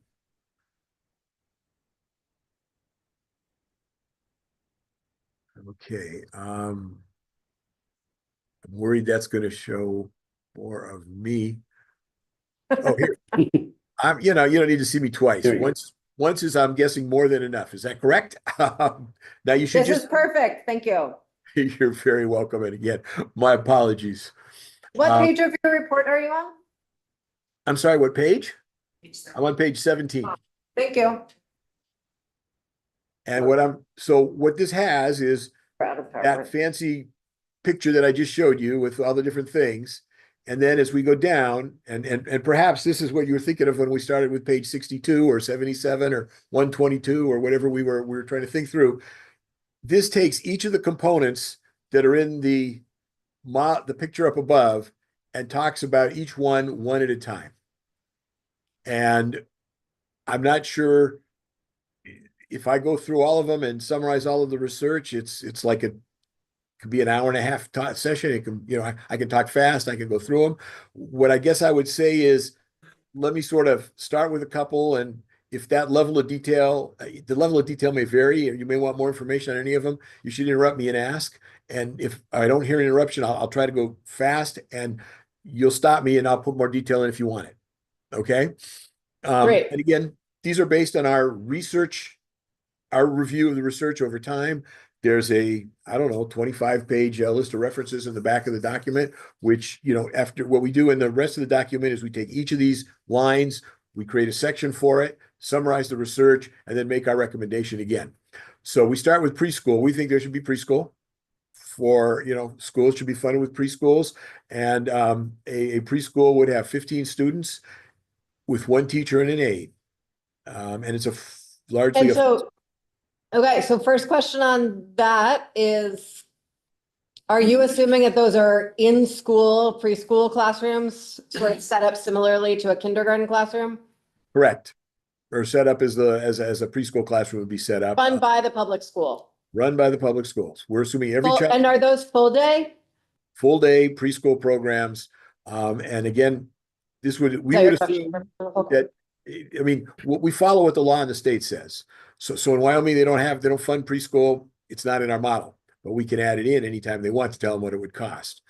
Here, I think we put it in, and you would have it. If you make it voluntary, the cost would come down some. And in our model summary, we actually separate the cost of a preschool program per child from the rest of the programs. And then we have a preschool weight of, it turns out to be 1.45, so that we understand what happens. And so we may have, I think, when we cost this all out, preschool was not included, but that's what we would recommend. Thank you. Onwards. We also fund a full day kindergarten. Now, we don't have instructional aides beyond the preschool. Our view is the research says that aides don't have great impact on student performance. They have some impact on how happy teachers are, but it hasn't translated to better student performance. It comes from mostly the Tennessee Star study, which is very old, but other research that has shown that smaller classes are better than somewhat larger classes with an aide. So we have, from kindergarten forward, we don't have instructional aides. We have a full day kindergarten program, and we always estimate the cost of that. And then we have class sizes, core class sizes in grades K through 3 of 15:1, and in grades 4 through 12, we have classes of 25. And in a school that goes K through 6, that averages out to about 17.3. And we recognize that in most elementary schools, your classes are smaller than that. But I think that's a substantial part of why our costs are lower than what districts are currently spending. We then, teachers need time to collaborate. Teachers need time to prepare. Students also we believe very strongly, should have access to. Sorry, before we get to that, no one else seems to be asked. Anyone else, please feel free to raise your hands. In those class sizes, when you were figuring out the cost of that, how did you determine the cost of a teacher? We use the average salary of teachers from data we got from the Agency on Education. Do you know what year's average that was? It was probably, it's documented in the report. In the report? And Okay. I can, even if I turn my page here, it's pretty close to page 102. And I can go look it up if you like, before we break up, or send you a note on it afterwards. And do you usually use averages, or do you if you had more time to do this, would you look at ranges or medians or? We've used averages. Okay. The way we think about this, if you're a school district or you're even a principal in a large school assigning teachers, you just have so many teachers, and you honestly, for assigning where they go, it doesn't matter to you what that individual teacher costs. What's important is, if the model suggests your district should have 110 teachers, are there 110 teachers to be assigned, as we would think? And you would then have them at the average cost. Now, one thing that one state does is they actually then estimate, when they do this by district, how the district's, it's a little more complicated than this, but essentially how the district's average salary differs from the state's average salary, and they add or subtract money for that, which makes some sense. And I think what would undergird your question there. It also really upsets all the districts that get money taken away. Yeah. So it's, we use the average salary, and I would say where else we've done this, and districts have tried, or school districts have tried to do this, it tends to come pretty close to working. And then the benefit costs, was that from the same AOE data poll? We spoke with, I know that Catherine and Julia put us in touch with some people at the agency. The name that jumps out at me is Emily, and I apologize for not having a last name. And we talked through at length benefits and estimated things, and looked at what's going on with what they are. And we came to 36.1% based on an estimate of what the costs tend to be. And that, I think, also includes the money the state pays to the state retirement system for teachers, so that we know what the true cost of a teacher is. Okay. Thank you. Absolutely. Senator Hardy? Yeah, I was just wondering how you adjust your model, or did you adjust your model for the realities of existing teacher contracts? Because we got some testimony, not only does that impact the salary and benefits levels, but also the staffing levels that some school districts have in their contract levels of staffing, as particularly for instructional aides and things like that. So I'm wondering, were you just looking at sort of what you think based on your research is the right one, or a right model and staffing level, or in the sort of reality of how, what's been bargained? So we do not, I mean, we don't consider the implications of variable contracts and contracts that districts have, because if you wove sort of, if you said, okay, District A has a contract that has smaller class sizes than the model, and you gave that district funding for that, pretty soon every district would have a contract for that, and you'd have forced yourself into funding that. So we don't think that's really what this works. What we're trying to get is what is sort of the amount that should be available for each child across the state. And if districts choose to use it differently than we've actually proposed here, which is the case, you know, my guess is once we've come up with a number and a district gets X dollars, you're not going to mandate that they spend it exactly in the way and allocate the resources exactly in the way we do here. Part of that choice becomes how they've negotiated with the teachers in their past and how they would negotiate in the future to achieve the models or the pieces that appear to be working. And part of it is just their own choices as professionals as to how they want to use the resources they have. And the only place where that's been an interesting conversation is when school districts in Wyoming said they didn't feel that they had enough money. We argued we thought they did. We suggested to the state that the defense is to say, if they're not spending it like it's in the model, maybe they need to do that before they know whether it's adequate or not. And for 30 years, they didn't have another lawsuit. Then that changed too. So one of the challenges here is if you value local choice and local control, and we do, and every state has its own tradition of local control in some way, they're all going to interpret the total amount of money that comes to the district differently. And again, if you have larger districts and schools get bigger than some of the very, very small schools that we try to provide extra costs for, a lot of this evens out. You're able to have a teacher per grade. You're able to have more, you know, the number of people doing the kinds of things we talk about they're doing, rather than having them teach regular classes. But it's, you know, even if there's 188 districts in Vermont and 246 schools or whatever the number is, one size fits all probably doesn't make sense. So, you know, all school administrators will come in with their concerns about why it won't work for them or what doesn't work for them or how it won't work for them. In Wyoming, where we've literally worked with them since 2005, so for 20 years, we still hear those things, but with a level of understanding of how this really is a function of the choices they want to make, not that they don't have the money. But it took 20 years to get there. So some of these things aren't going to just happen, you know, overnight with an allocation of resources, whatever that number might be.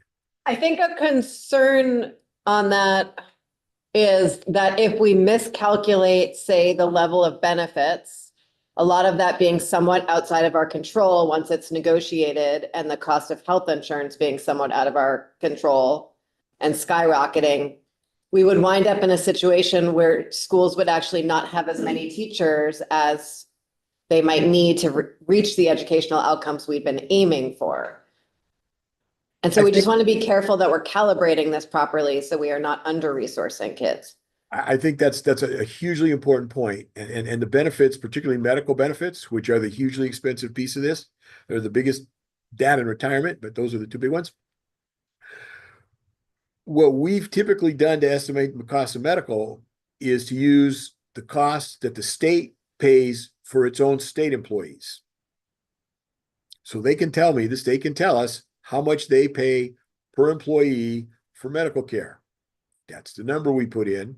We apply that to the average salaries, and that's the percentage that falls out of it.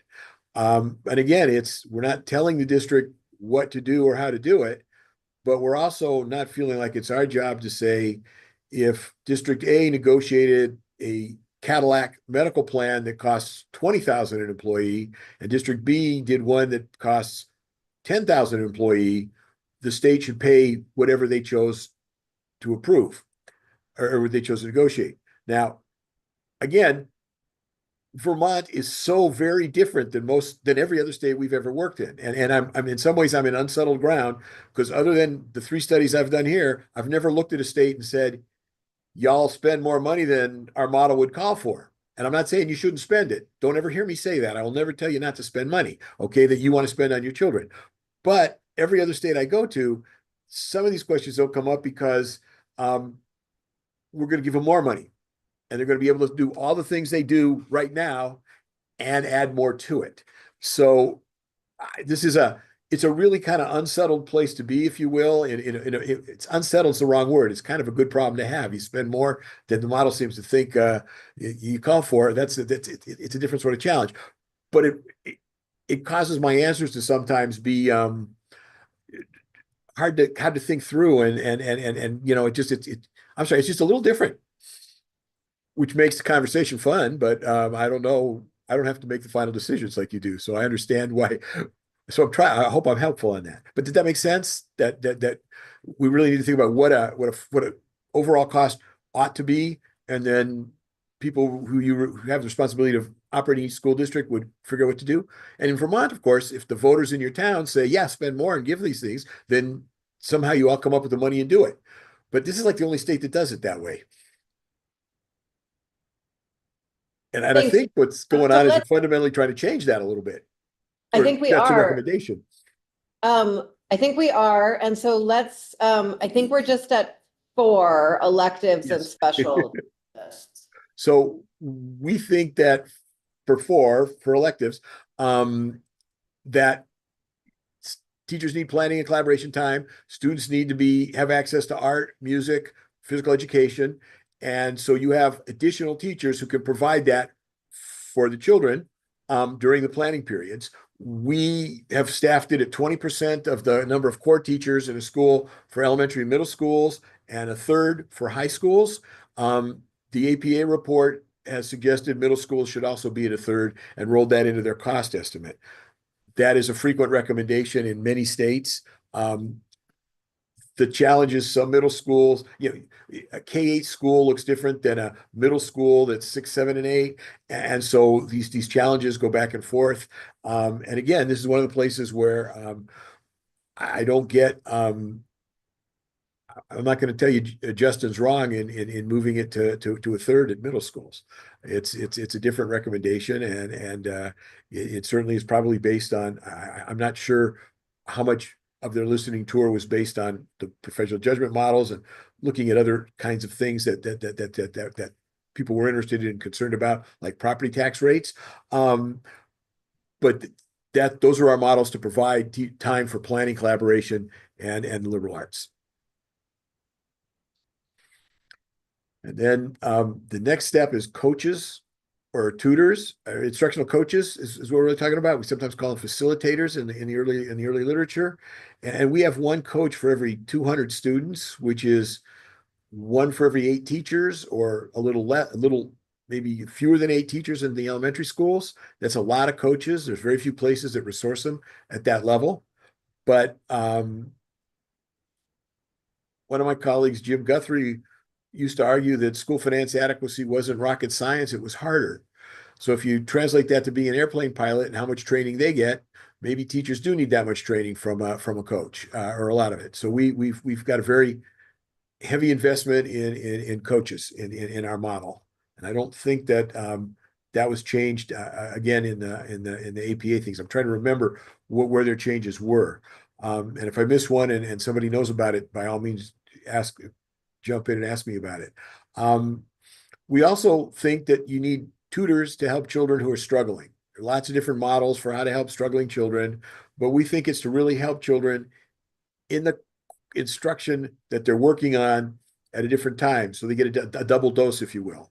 So if Jane is not doing very well in chapter 3 of math, Jane goes, sees a tutor some other time during the day, like during PE or art or something, and gets instruction in exactly the same chapter 3 until she understands it. And then hopefully she comes in and she can do 4 and master 4 and go on.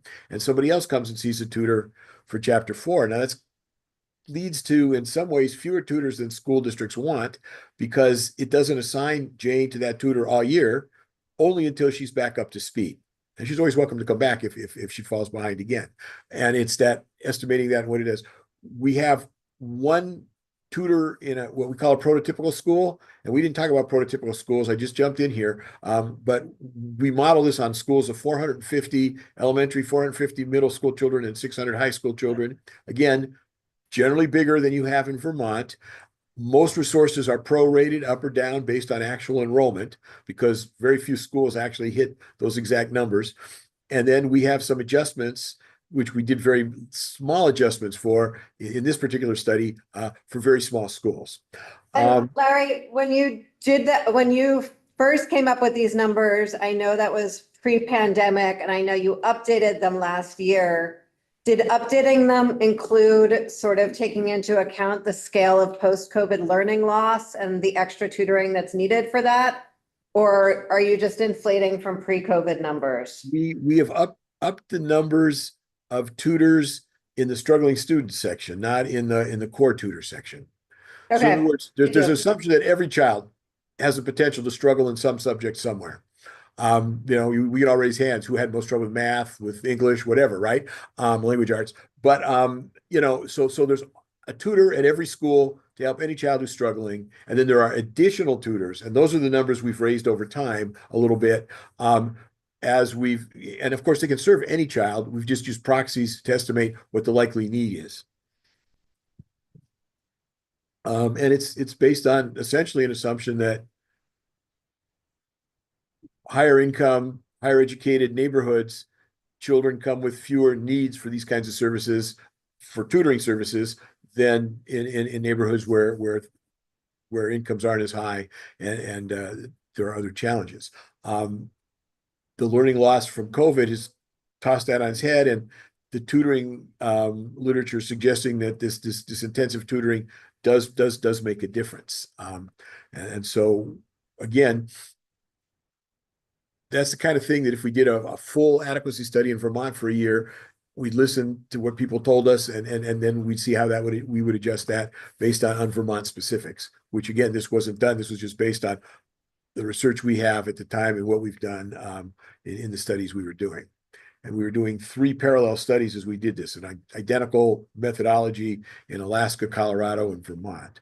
So and this table looks almost identical in all 3 states, pending some kind of professional judgment. We have funds for substitute teachers, and we base that on enough money. It's 5% of teacher salary. It's a teacher salary. It's money to pay substitutes based on 5% of the salaries of core elective teachers, coaches, tutors, and any other teaching positions for extended day or summer school, and ELL and special education. Because as you'll see, we add additional tutors, we add additional instructional personnel, we add a lot of additional people for struggling students. So if you go to a school that has 50% children who are, do you use free and reduced? I just can't remember. I'm really sorry. Free and reduced price meal is account for low-income children. If half of the children are there, they'll generate a lot of additional resources in that school. We'll get to that in a minute. We have core pupil support of a guidance counselor in a prototypical elementary school, 1 guidance counselor for every 250 in grades 6 through 12 students. Again, the APA numbers roughly doubled that, which is in response to what we've discussed before about the need for more counselors. Excuse me. And then for nurses, we used 1 for every 600, it says here. APA's report said we used 1 for every 700, which is what I think we use in Colorado. But they suggested 1 for every 500, and that's what's in their number as well. And Is that based? I'm sorry, Larry, I did read this quite a while ago. And so when you pick a number like that, is that based on best practices from the School Nursing Association? Yes. Or like, where do numbers like that come from? School Nurses Association. in this case. And same with counseling. These general numbers come from the associations, these organizations, and what they think makes the most sense. And I think they may be changing some of their recommendations too, but like any big organization, it takes time to filter through. We then have supervisory aides, and we don't really have instructional aides. I'm sorry. Then there's 2 in a 450 student school and 3 in a high school. They largely don't provide help for instruction, but they provide hall monitoring, helping children get on school buses, whatever other sorts of supervisory needs that they have. And then that's really what they do. And then the other place where APA added resources was in principals. We're kind of of the view that in a 450 student school, there are so many other resources to help children that you don't need an assistant principal. And so there's a principal, and then you allocate additional assistant principals as enrollment goes up. But it takes a while before you get an assistant principal in a 450 student. School goes above 450. And then there's a principal and assistant in the 600 student school, 600 student high school.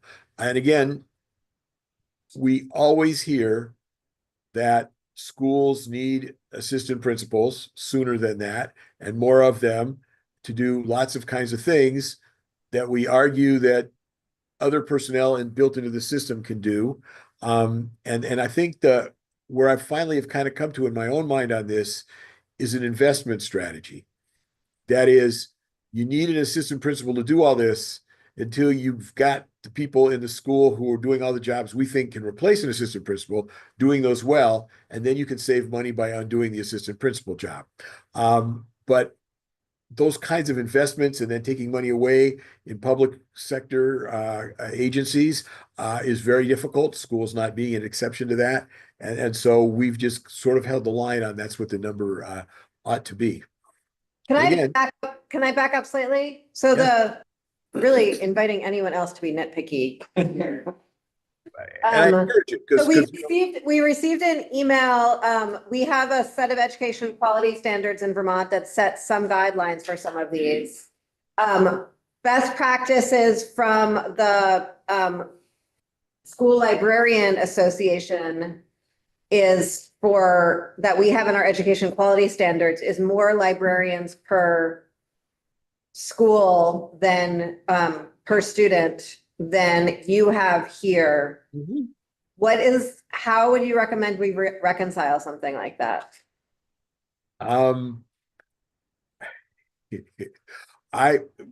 So we think we've gone with the national associations on these things. If within your state, there's a feeling that you need more of those resources, again, I'd be reluctant for you to tell me you don't need librarians or media specialists. If you tell me you need 1.3 or 1.5 or 2 for a 450 student school, I would tell you I think you have more people than you need. I think this is really in today's age where libraries serve a different purpose than I think they did when I went to school. That is, there were books on the shelf and a librarian told me how to look at them. But now when I want to know something, I go to the web and I look it up, and I need somebody right there, right then, like my teacher, to help me understand whether I'm getting something that's useful or I'm just getting The bad. librarian in the room is cringing, just by the way. I understand that. I know they would, and I don't want to say libraries are unimportant. And I think media we've actually called them library media specialists because it's despite the bookshelf behind me that they keep wanting to know why I have so many books, but I think they're kind of important and I love them. Sort of the role of how that all works has to some extent changed, and the access that you have, how you do it. So librarians still need to be there, and what they do and how they work with students, I think they still need to provide that information. Our sense of for a prototypical school, one librarian works. If you have an elementary school with 900 children, you'd have 2 of those positions in the school. Okay, remember, everything kind of gets prorated upward based on the size, and sometimes downward and sometimes not. So there are more resources as your school grows. because I hope nobody was cringing and thinking, oh my God, I have a 2,000 student high school and there's one librarian. We would have 3.5 in a high school of 2,000 students.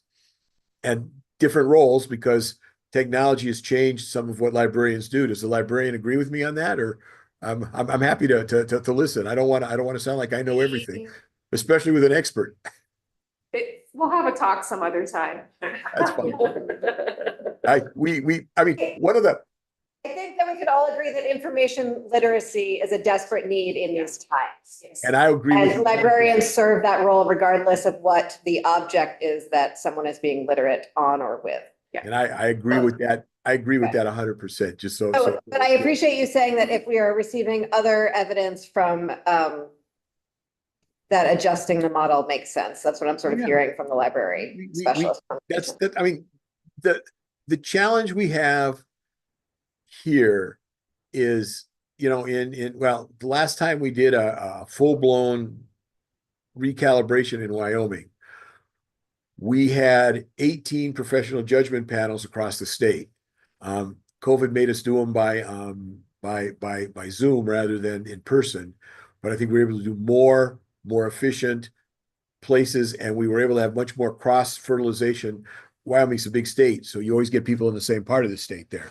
Vermont's a little smaller, but I'm still certain that by Zoom, it's much easier to get someone from the Southwest and the Northeast in the same room than it is to have a panel somewhere in person.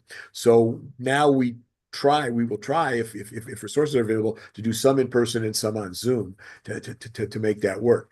But I think even in a state where, particularly in a state where we think maybe you have more resources than you need, we'd be disappointed if people didn't come and tell us they need more. It's sort of like if I ask you if you're happy with your salary at work, nobody's going to tell me, oh yeah, I make plenty of money, I don't need any more. Even if they feel that way, they certainly wouldn't be worth their while to tell me that. They would tell me, oh no, I need to get paid more. And so I think it's important that we just try to come to what are the right sort of sets, and it's always tricky. So on item 12, I'm sorry, I'm being anyway, item 12, the secretary and clerical staff, are those also the staff in the school that do the outreach to families and communication with families and all of that work? Or is that a different position at the SU level or SB level? When you get into the resources for struggling students, and there are more positions for counselors and social workers and all that, I think what you're asking, those are the people who would do that. Whether, particularly with families where there are chronic absenteeism or other sorts of challenges at home, that's not what these positions are for. These are, every school you walk into, the first person you see in the office is somebody sitting at the desk to greet you and help direct you where you need to go. That's what these positions are. And then they do an awful lot of work to support the principal, the staff in the office, and ideally the teachers as well. Okay. So they're not reaching out for families and helping them with challenges like a social worker or something like that is very much additional personnel that you'll see in a little bit. We'd also argue there is some responsibility for other social service agencies to coordinate more carefully with schools to help meet the needs of families. And that's one of the things in terms of integrating social services. If there's anybody in the room, as I move to 13, who's a gifted and talented teacher, you're going to hate what I say. And I just cringe, and I just say it, and we'll go on and we can talk further. Oops, I think I just bumped my my computer screen. I'm very sorry, or my keyboard. That's the danger of doing these things in real time like this, right? Yes. So I appreciate your patience with me today, but we'll get back. Okay, so a lot of gifted education can be provided by simply advancing students into higher grade levels for certain So classes. we don't have any gifted education in Vermont. Are you recommending that we create a gifted and talented Well, we program? would think you should have $25 per pupil for every pupil that a school can use to create some sort of gifted program. We're not suggesting by hiring a gifted coordinator for a school. We're suggesting identifying ways, whether it's simply putting a child who's gifted in math in a 4th grade class from the 3rd grade, or providing, potentially in high school, some more advanced placement classes or high level math classes or language classes, something like that. But yes, there should be some sources for gifted children. We think that's part of all schools curriculum. Thank And you. not all Representative Wozniak? do it, Yes, right? Dr. Bigus, thank you. Just a quick clarification. In APA's model that they've presented, they have lumped guidance counselors, social workers, and mental health counselors into one category, one line item. Did I understand you in saying that your model accounts for, yes, the guidance counselors, but does not account for specifically social workers and mental health counselors? And that your view is that those gaps should be filled by social service agencies, not through specific. No. I would say we do it exactly the same way they do. We generate, remember, they said specifically, they thought we had too few of those kinds of positions. We call them guidance counselors here, but they could be guidance counselors, social workers, whatever. They have twice as many or more as we do in their model, which I told you, I think makes a lot of sense. And then you'll see that as the number of children, who come from low-income homes or are not English, are English learners, we add a whole lot more people. So one of the things here, this is the challenge with a linear description of a dynamic model. Right now, you're saying, well, this doesn't look like very much at all. But if your school, half the children are getting free meals because they qualify for them. I know in Vermont, I think everybody gets a free meal now, right? So that again, that's a little different. So they have whatever the measure of low income is for additional compensatory education programs. You'll see a whole lot more people show up all of a sudden. Okay. And again, we've like I think APA does, we've left it fairly fluid as to what those should be, because it may be guidance counselors at one school, but it may be social workers at another school, and it may be parent outreach or family outreach at a third, although that may be really what a social worker is. So again, there's no way on earth I can tell every school in Vermont what they need and cost that out, or I can only provide enough resources so they can figure out what they need and hopefully have enough to meet every child's need. And so that's and then multiply that by the rest of the country, and you have under 100,000 children, and so it's different. I live in a school district with 560,000 children, so it's more than live in Vermont, right? No, not quite. Not quite. I think you have more than 560, but it's a large number of children. So it's we can't tell what every school needs from that. We then put a lot of money into professional development. We believe that one of the ways you get more money for teachers is that you give them 10 more days of work. So if you have a 180-day school year, we'd say you need a 200-day school year, and you spend 10 more days doing professional development before or maybe a little bit after the school year ends. So before the school year or after the school year. And then you provide some actual money per student to hire trainers who actually, outside consultants, if you will. You better help them. It could be internal state consultants understand and improve instruction and learning. So in some ways, if we follow the model all the way through, we do actually raise salaries a little bit for teachers. And I think that's part of why I was surprised when I put into my model the $5,000 per teacher, and it was teachers and tutors. Didn't seem to spend as much money as I thought it would. It's in part because we probably already had additional money factored in for additional time for teachers. That's in there already. And then we have estimates of money for instructional materials, which we adjust and adapt and look at as we go along. And that money it grows over time, but as we have more technology involved, it doesn't always grow as fast as, say, things like inflation or other sorts of things. It just depends on how much you have to pay for digital resources. If you buy a digital textbook, it probably costs the same as a paper textbook, but it can be changed more often, and it's easier to replace, if you will. So there's those kinds of pieces go into it. We then have resources for internal testing.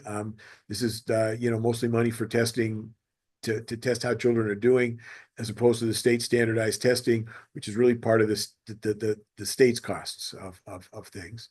We have yes. Hi, Representative Kimball. On your next line, the 250 per pupil, we dug into that number a little bit more. and trying to understand what you thought was evidence-based for computer usage by students, and I think it was like $74 per computer, but that was shared amongst 3 students, so try to help us understand, because we think there's more of a one-to-one relationship between students and computers. And $74 is a cheap computer, so wondering where you buy them. Representative, thank you very much. It was based on sort of old Chromebooks that still you can find, but are much harder to use. So those numbers may be a little low on the cost of computers. Moreover, since COVID, I don't think anybody has 1 to 3 computing anymore.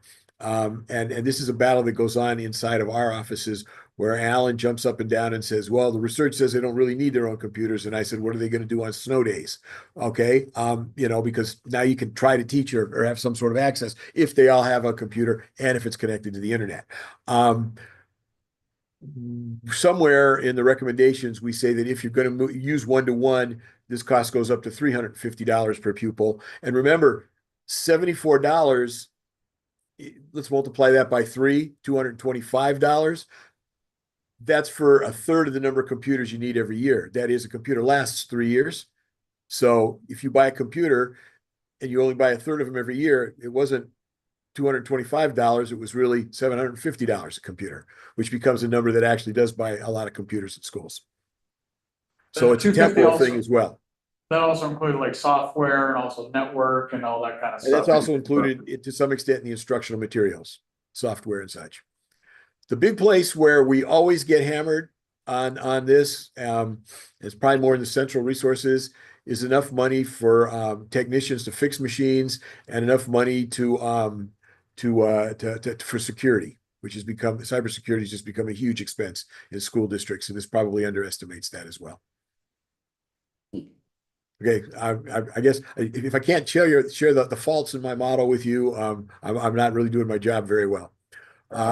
I have a guy I work with who, the next time we have a big study, we're going to try to get him to come in and help us re-estimate all of these numbers as well.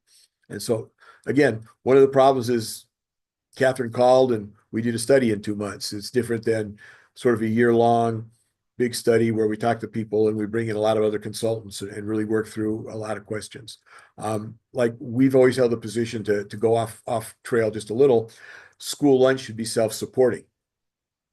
And then we don't include it in here because the children who qualify for it, the feds pay for it. I was really fascinated by the way the report read. I think it was I try to read the Vermont Digger every day and at least look at the education. Oh, wow. Well, if I'm working with you guys, it feels like if I just have some sense of what's going on, I have a little bit of an idea. And so I've tried to keep up with it. Plus, one of my colleagues here grew up in Vermont. His father was a past president of Middlebury College, and so we like to talk about Vermont sometimes. Anyway, it seemed to suggest that if you took away, maybe it was the report. It was a combination of that and the report that APA did that said if you undid the universal meals, it would save $18 million, but it would lose almost $17 million in federal money, and maybe it was the $2 million difference. But that was a whole different equation than just saving $18 million, right? If you lost federal money as well. So we're beginning to realize that particularly in states with small schools and things like this, it may be that we need to factor in some costs for school meals as well. And since World War II, the value of school meals has been shown to be important. And now we even get good results when we feed children breakfast as well as lunch, which I think you do a lot of here in Vermont, or in Vermont. I'm not here in Vermont. All right, so so think of the technology and equipment number as $350 per pupil, and that adds 10 million to the total cost of our model from what shows on the standard start page. Because if you do it per weighted pupil, it adds 10 million because about 100,000 students. And then $360 per student for activities and co-curricular activities. And that's kind of an average. We know that you'd spend very much less than that in an elementary school and much more than that in a high school where there are competitive athletic teams. I am not going to go through the details of the calculations for operations and maintenance, only because they're really messy. But basically, we think of operation, we think of custodians, maintenance workers, and groundskeepers. And we have a formula to estimate each. Custodians work in a school, and they're assigned to a school. They clean the school, they do minor repairs, they open and close it for community meetings. And the formula basically uses square footage, number of classrooms, number of teachers, and number of students, and then applies different metrics to each of those and comes up with a number of custodians that are needed. And in schools that are very small, particularly in communities where the school is heavily used outside of the school day, we add another half to 3/4 time custodian to address those needs so the schools can be open. My understanding is that happens a lot in Vermont, that schools are very much the center of many of your communities. So that becomes important. And Did you calibrate those numbers to each state based on the age of the building stock? Not so much the custodians, but more so the maintenance workers. Because maintenance workers are the people who fix big things, okay? If you need to replace a gasket in a sink, custodian ought to be able to do that. And the likelihood of that happening isn't necessarily a function of the age of the school. It's, the faucet and how it works. On the other hand, heating systems, boilers, air conditioning systems, roofs, sometimes you just hire outside contractors for those things. Sometimes your district has maintenance people who can manage those things. So maintenance people would have a portfolio that would go beyond just a single school and work wherever they are. And it varies. An interesting sidelight, until recently, LA Unified had the best musical instrument repair shop in the country, and they repaired musical instruments for students all the time. Most school districts don't do that. They find other places to do those things. And so the assumption is this generates an amount of money that's either used for people, but the amount of money for the people could also be used to hire contractors where that makes more sense in areas where it's hard to find qualified people, or you just don't need that many of them. And again, the dynamics of that change if you have one district with one school of 200 children versus a school district with 35,000 children. So those, but the numbers would be totally the same thing. And then, do you need me to stop? I'm sorry, I saw the conference going there. I didn't mean to interrupt your sentence. No, Sorry that's about okay. that. I want to make. Oh, I'm we're sorry. about to get to, I see that we're about to get to EL. It's just folks also want to make sure we have a few minutes to talk about weights. Absolutely. But what I heard you saying is that you are adjusting for the age of buildings in your maintenance, just not your custodians. We try to, yes. Okay, thank you. Probably didn't very well in this study, but we would again if we had a bigger study. Okay, not here, but it was a good idea generally. It is a good idea. Okay, and great. we'll keep that through. So let's maybe leap to English language learners and special education. Okay, so I know that let's start with English language learners, because we include those in so our concept of struggling students is all English learners who are also in the low income measure, plus any English learners who are not in the low income measure. And then we add to that all of the students who are not English learners, but are also low income. So it's effectively an unduplicated count of children, okay? And then for low income children, I'm just checking to see what's going next. We add additional tutors. For every 100 ELL students, we add one tutor position for every 100 ELL students, plus for every 100 non-ELL poverty students, we add a tutor position. We have all the extended day and summer school programs that are for those struggling students, and we assume half of them attend. We in our report, we also estimated what would happen if all of the students who qualified attended, but we only really have struggling students for whom summer school and extended day is funded, and those programs are more intensive than many people think of. A summer school program is minimum 6-hour day, 4 hours of academic instruction. 6 to 8 weeks long. And then for extended day, it's 2 hours a day after school with an academic focus on much of that, and teachers staffed so that they're available for serving those children. And I can, again, going through all the arithmetic is really tricky without a chalkboard or the report in front of us, but I'm happy to explain it at a point where it makes sense. And that generates a lot of additional people. I'm so sorry, I just want to make sure I understand what you're asking for here. I think you're assuming in this model that in the base, you're including funding for extended day programs at the school site and for summer school at the school site in the summer. Is that what this is? We provide funding for extended day on the school site based on the number of struggling students, yes. In the base? In the total model, yeah, but no. If you when we present the funding, we gave a adjusted to see most people just give you a weight that you apply onto a base number. Okay, we calculate that base and then we estimate how you would exactly resource a at-risk program or an ELL program. What the resources are, what you generate through the formulas that come out of the lines on this table, and we estimate what that costs. So the base number is 11,466, and then an at-risk student would generate an additional 3946, and an ELL student additional $5,017. And the weight is simply dividing one by the other so that a at-risk child generates 11,466 plus 3946. But we get to those numbers by actually estimating the additional resources we would put in place to meet their needs, and then add that in as a weight. It's the algebra is pretty much the same. And would this be in addition to, are you assuming this would be in addition to extended day programming for any student? In addition to extended day programs. Yeah, I'm just trying to understand what this extended day would look like. Is it only?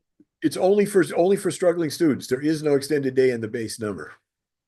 But there also is no funding in your model for students who are not either ELL or hypothesis for extended day. There is no funding to provide for that. That's correct. Thank you. Okay, and then for special education, I know that Vermont has worked with, in the past, it was district management. I think it's K-12 Education Solutions, but it's Nathan Levinson, who's, I know he's been a consultant with you. We've worked with Nate a lot. He's become a pretty good friend over the years. And the model for special ed here is pretty much what he was recommending you all use in some of his work with you prior to this most recent round of what's going on. And I'm not 100% sure what he's doing in his work there now. And I don't know the extent to which APA has talked to him or not. But it basically boils down to what we suggest is, one, children with severe disabilities just are funded by the state 100% outside of this model. And we suggest that because where they may show up it can be entirely random, and particularly with lots and lots of really tiny schools. If a child shows up in District A that has 500 children, they're going to completely make the budget really difficult when the school district next to it with 500 children doesn't pay that amount of money. And so the state should just cover those full costs. For children with mild and moderate disabilities, the model essentially boils down to 7.1 positions for every 1,000 students in the school district, if you will, and then they're divided across the various services for students, OT, PT, if they need a resource room, speech hearing, all of those sorts of services as the district sees fit. And then on top of that, one psychologist for every 1,000 students. So and then remember, that's not 1,000 special ed students, that's 1,000 students in the school district. Our assumption is built on the theory that about 12% of the students are identified as needing special education, and 2% of those are severely disabled. So we're really talking about this for 10% of students of the school district's enrollment on average. Now, the last time I did a professional judgment panel in Vermont, I don't remember the district, but I was about 35 minutes north of Burlington. And the principal of the school said, well, 25% of my children are needing special ed. And then when I asked her how she would staff it and what she would do to meet their needs, it was the same number of people as I had. She was just identifying children differently than we would. But we were adequately resourcing what it is she thought those children needed. So it was just a less severe cutoff point for whether you were or weren't in special ed. And I don't recall, but I'm not even sure all 25% had IEPs. And we would assume all 10% of these children would have an IEP. So I don't think we have a whole lot more to go here. Career and technical education, again, this is an area where APA recommended more funding, both in terms of the pupil teacher ratios at the high schools. They recommended more career and counseling people just beyond the 1 to 25. And then they actually have there's a whole thing to fund the technical schools that Vermont has. That was another third beyond what the model calls for non-career technical education schools. Our model's largely been based on the theory that a lot of career and technical education is done in classrooms with computers, in classrooms with it's high tech, it's health tech, it's things that are different than some of the traditional CTE things have been in the past, and that what you really need is money for the equipment and machinery to use it in class sizes that are about the same as other class sizes across the school. And so we still think that works, but where you have specific CTE schools, like you have a network of in Wyoming, I don't have a specific APAs make sense to me. Then we used data from the state to come up with all the compensation numbers to get to where we were. Thank you. That's the end of that. I don't know what else I can answer, but I'm happy to keep trying. I think we have 8 minutes left, and Representative Maslin had a question. Yeah, Mr. Pikus, Dr. Pikus, I have a question sort of from left field and where we started, which is what do we do? How do we assure ourselves that the state, that the foundation formula is funded, by the state, by the education fund or somewhat? And so I'm going to just pose a question to which I don't think there's an answer at this point in time, which is our system has been described by many people as upside down or backwards because schools pass their budgets and then we go figure out what the tax rate is going to be and set taxes accordingly. And I'm wondering, I'm somewhere in between these two models, but what happens if you start off with a foundation formula duly calculated and we get partway through the school year and there's a new COVID outbreak or something or other. I'm wondering where the extra funding comes from. Does it come from local spending as we may calculate, and there's some way to work our way into that, or does it come from some reserve education fund that we parked over on the site? I mean, as I said, I'm not sure that there's a good answer to this question, but I'm just pointing out to the fact that sometimes best laid plans for mice and men don't work out as we intend them. And we can get partway through the year and find out that we're drastically underfunding for one reason or another, and I wonder what we do about that. So are you asking how a foundation formula is adjusted for sort of extraordinary emergencies or expenses? I guess that's it. I mean, Dr. Pikus said maybe it'll be recalculated in normal circumstances every 2 years or every 5 years or whatever. But if there's, as you point out, Madam Chair, extraordinary circumstances, what do we do? How do we prepare for that? Because there will come a day, as they say, when we're faced with consequences like this. And I'm just curious how we work through it. And I don't think there's an answer this afternoon, but it is something that we need to think our heads around. Thank you. So I guess I'd start by saying yours might not be the upside down one. Yours might be the right way. In other words, what do we need for our children, and then how are we going to pay for it? The risk you have is at what point, as a collective, do you decide that as a state and a state population, you need to constrain the total that you spend so that you can afford to address other priorities of the state? to me, that's the challenge that every state faces, and we make different decisions in each of the states about the level of spending. And I would say that Vermont works harder than all the other states in terms of the percentage of personal income it devotes to its education systems. So you have a lot of money in the system and you work hard at it. And my reading is you're all proud of that and you think that's the way it should continue to remain.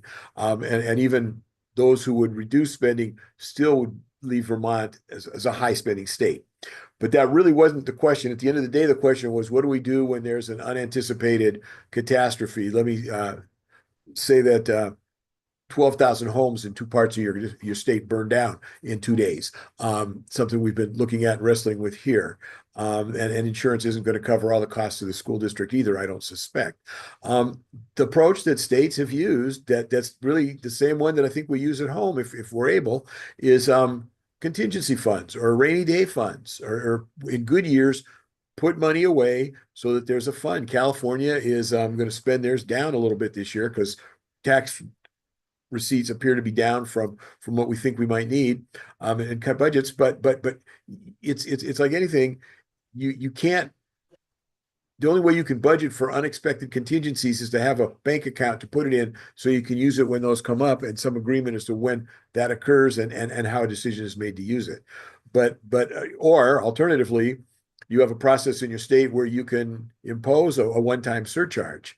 And again, I'm sorry to keep using California as an example. It's just, it's where I live. So I read the news, the local news, even more than I read the Vermont Digger. And that is that when we had the Loma Prieta earthquake in the late 1980s. It was the one that happened during the World Series game. And so one of the bridges fell down and a variety of things like that. We passed a income tax surcharge. They just added rates onto the top income levels to collect more money.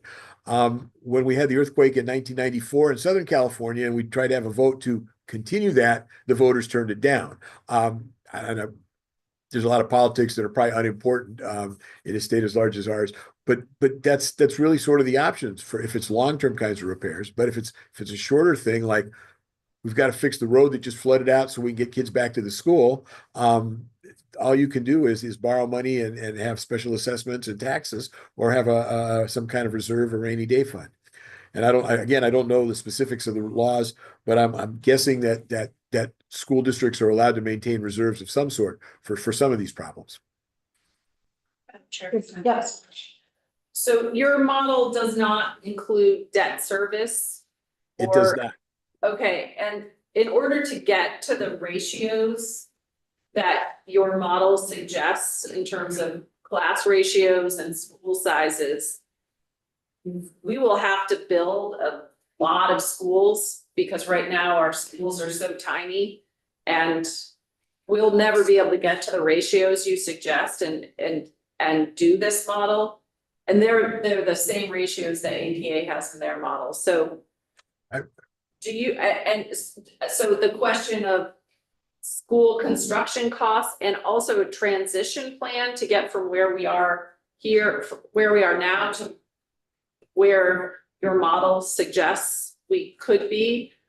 Did you estimate any costs for that? And No. I'm afraid that it might completely offset any savings we might have. Well, I'm not clear on why you would build more schools. My sense is that you have a lot of Because the schools, and a lot of schools we have schools that have a lot of empty small. classrooms in them. So that, I mean, I'm not suggesting you necessarily build 450 student schools to replace what's here, because that doesn't necessarily make sense. But you know, the right size, we use 450 as a number because you've got to start somewhere to figure out how you're going to resource a school and what it's going to look like. Yeah, but and then we are so small and they're not necessarily able to take on more students or they're really far from where the other students are. The sort of chess pieces we have are completely in the wrong place. So moving those chess pieces or building different ones, I don't know what analogy to use here, but it's not the model that you and APA have created is really hard to overlay onto the geographic reality of where Vermont schools are and where our kids are. And so the cost assumptions that you're making they don't fit onto our current model. So the cost to get there is not factored into your model. So let's, I mean, first of all, anytime you start talking about building schools and doing things, you have a long-term issue going forward compared to the annual operations of schools, right? I mean, if we said tomorrow we want to have all our schools be 450 or less, and we'll pay Vermont so we can get kids there, which I don't think you'd want to do. It'd still take a decade before you had those schools built. So that's really not it. The real question in my mind is, does the model adjust appropriately for the small sizes of schools that exist in Vermont? And there's a piece of the APA report that draws a curve that tries to provide additional weights for both sparsity and then for the school size, so that you don't have to change your schools. Over time, there may be ways where there are efficient ways to change some of those schools or to modify some of those schools. And those would be sort of long-term operating costs that you would fund in ways other than through the operations of schools on a year-to-year basis. So what I'm thinking, for example, is an area, and I'm just making this up out of a whole cloth, if you will, where within a 10-mile radius, there are 5 schools with 75 to 120 children each. And over time, one of them's relatively new and one of them is falling apart. But over time, perhaps it makes sense to start adding on to the best school and moving children from the least, the schools are the oldest or the most worn out for whatever reason, away Right. from those schools over think time. Dr. Pikus, I think we've all sort of gamed that out a little bit. We don't need, Yeah. I don't need Yeah. that explained to us. Believe me, we've had many of these conversations. I'm But sure it's you just have. I wanted to be apologize. clear that your model does not account for transition costs to get to the ratios that you suggest. It doesn't account for building new schools, and it doesn't account for existing debt service. Okay. I think there's 2 parts to that question. It does not account for debt service. It does not account for building new schools.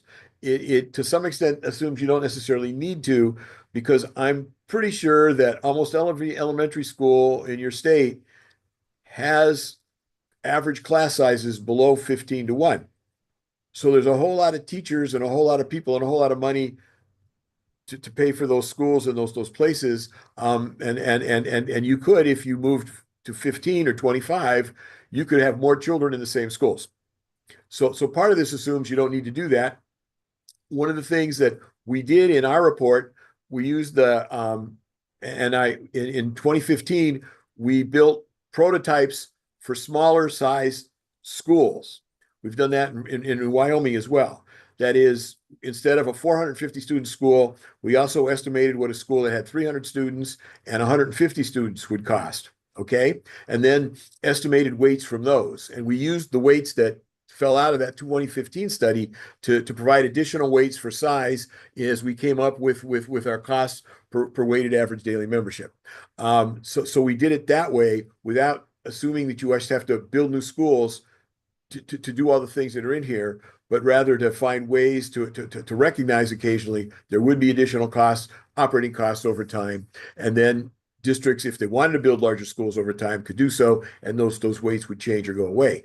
But so we address it that way without the concern, because we have to serve all the children tomorrow, whether we build new schools next year or not. So I think that's the way we thought about it. But it's a really good question. I hope I answered it. Representative Holcomb, you have the last word here. I guess the last couple of minutes, I'm really struggling because this is not what the governor's proposed. So I'm trying to figure out how this lines up with what's on the table right now, and also with the reality of where we are. Since that wasn't really a question, could I take your question? I was gonna ask a question, decided not to. May, yeah. Dr. Pikus, as part of your presentation, you kept saying the evidence-based model and then a consensus with the professional judgment model. So In all of your work, there's always the two that come together in a consensus. Is that correct to assume that? Yes, you're correct to assume that. And we would do a better job on the consensus part of it if we had time to actually do professional judgment panels in your specific state. Yeah, and I want to thank you. And when JFO asked you to update your last numbers, it was not with the idea of a grand proposal being put on the table. It was the beginning of a starting point of a conversation to then bring on more modeling. And so certainly a step has been skipped with sort of putting all of the pieces of how this is usually done together. And that is not your fault, Larry. And I don't want you to walk away from this meeting feeling that any of us think that is your fault. So thank you for what you have done. You were not asked to do that and you were not given time to do that. And I had an interesting conversation with Julia the other day about if you asked me how to do it, I would build the system around the schools you have and estimate the cost of every school. And then I would build a simulation model that would allow me to consolidate schools and see how the costs changed in those general areas. And some of that's beyond my modeling capacity, so I'd have to bring other people in to work with me on things like that. But then it would give you the ability to sort of say what happens when we do these things, and then we could even try to factor in, construction costs if schools need to be enlarged or replaced or something. But that's more than the quick 2-month or 3-month study that Alan and I did for you at the beginning of last year. And it was exactly in our minds to give you a starting point, a number that you have, and also work with APA, who also has a number that they've, and like I said, we reconcile our studies all the time together, and I don't want to be not knowing what Justin and his team have done. I certainly wouldn't be critical of it. And then the hard part is how do you get to where the right number is? And it's really complicated, I think, in Vermont, because you're really fundamentally talking about how to redesign the way resources go to schools as well. Thank you, Larry. That's really hard. That was the perfect last word for this hearing. I really appreciate your time today. Thank you very much. And thanks for all your work. Good luck at the university, and I'm sure we'll talk to you again soon. Thank you. I look very much forward to it. Thank you very much. Apologies to everyone for the long afternoon and short break in there, and appreciate the joint hearing. This is what Senate Finance usually does. Oh, good. Well, then I guess I only apologize to the House members.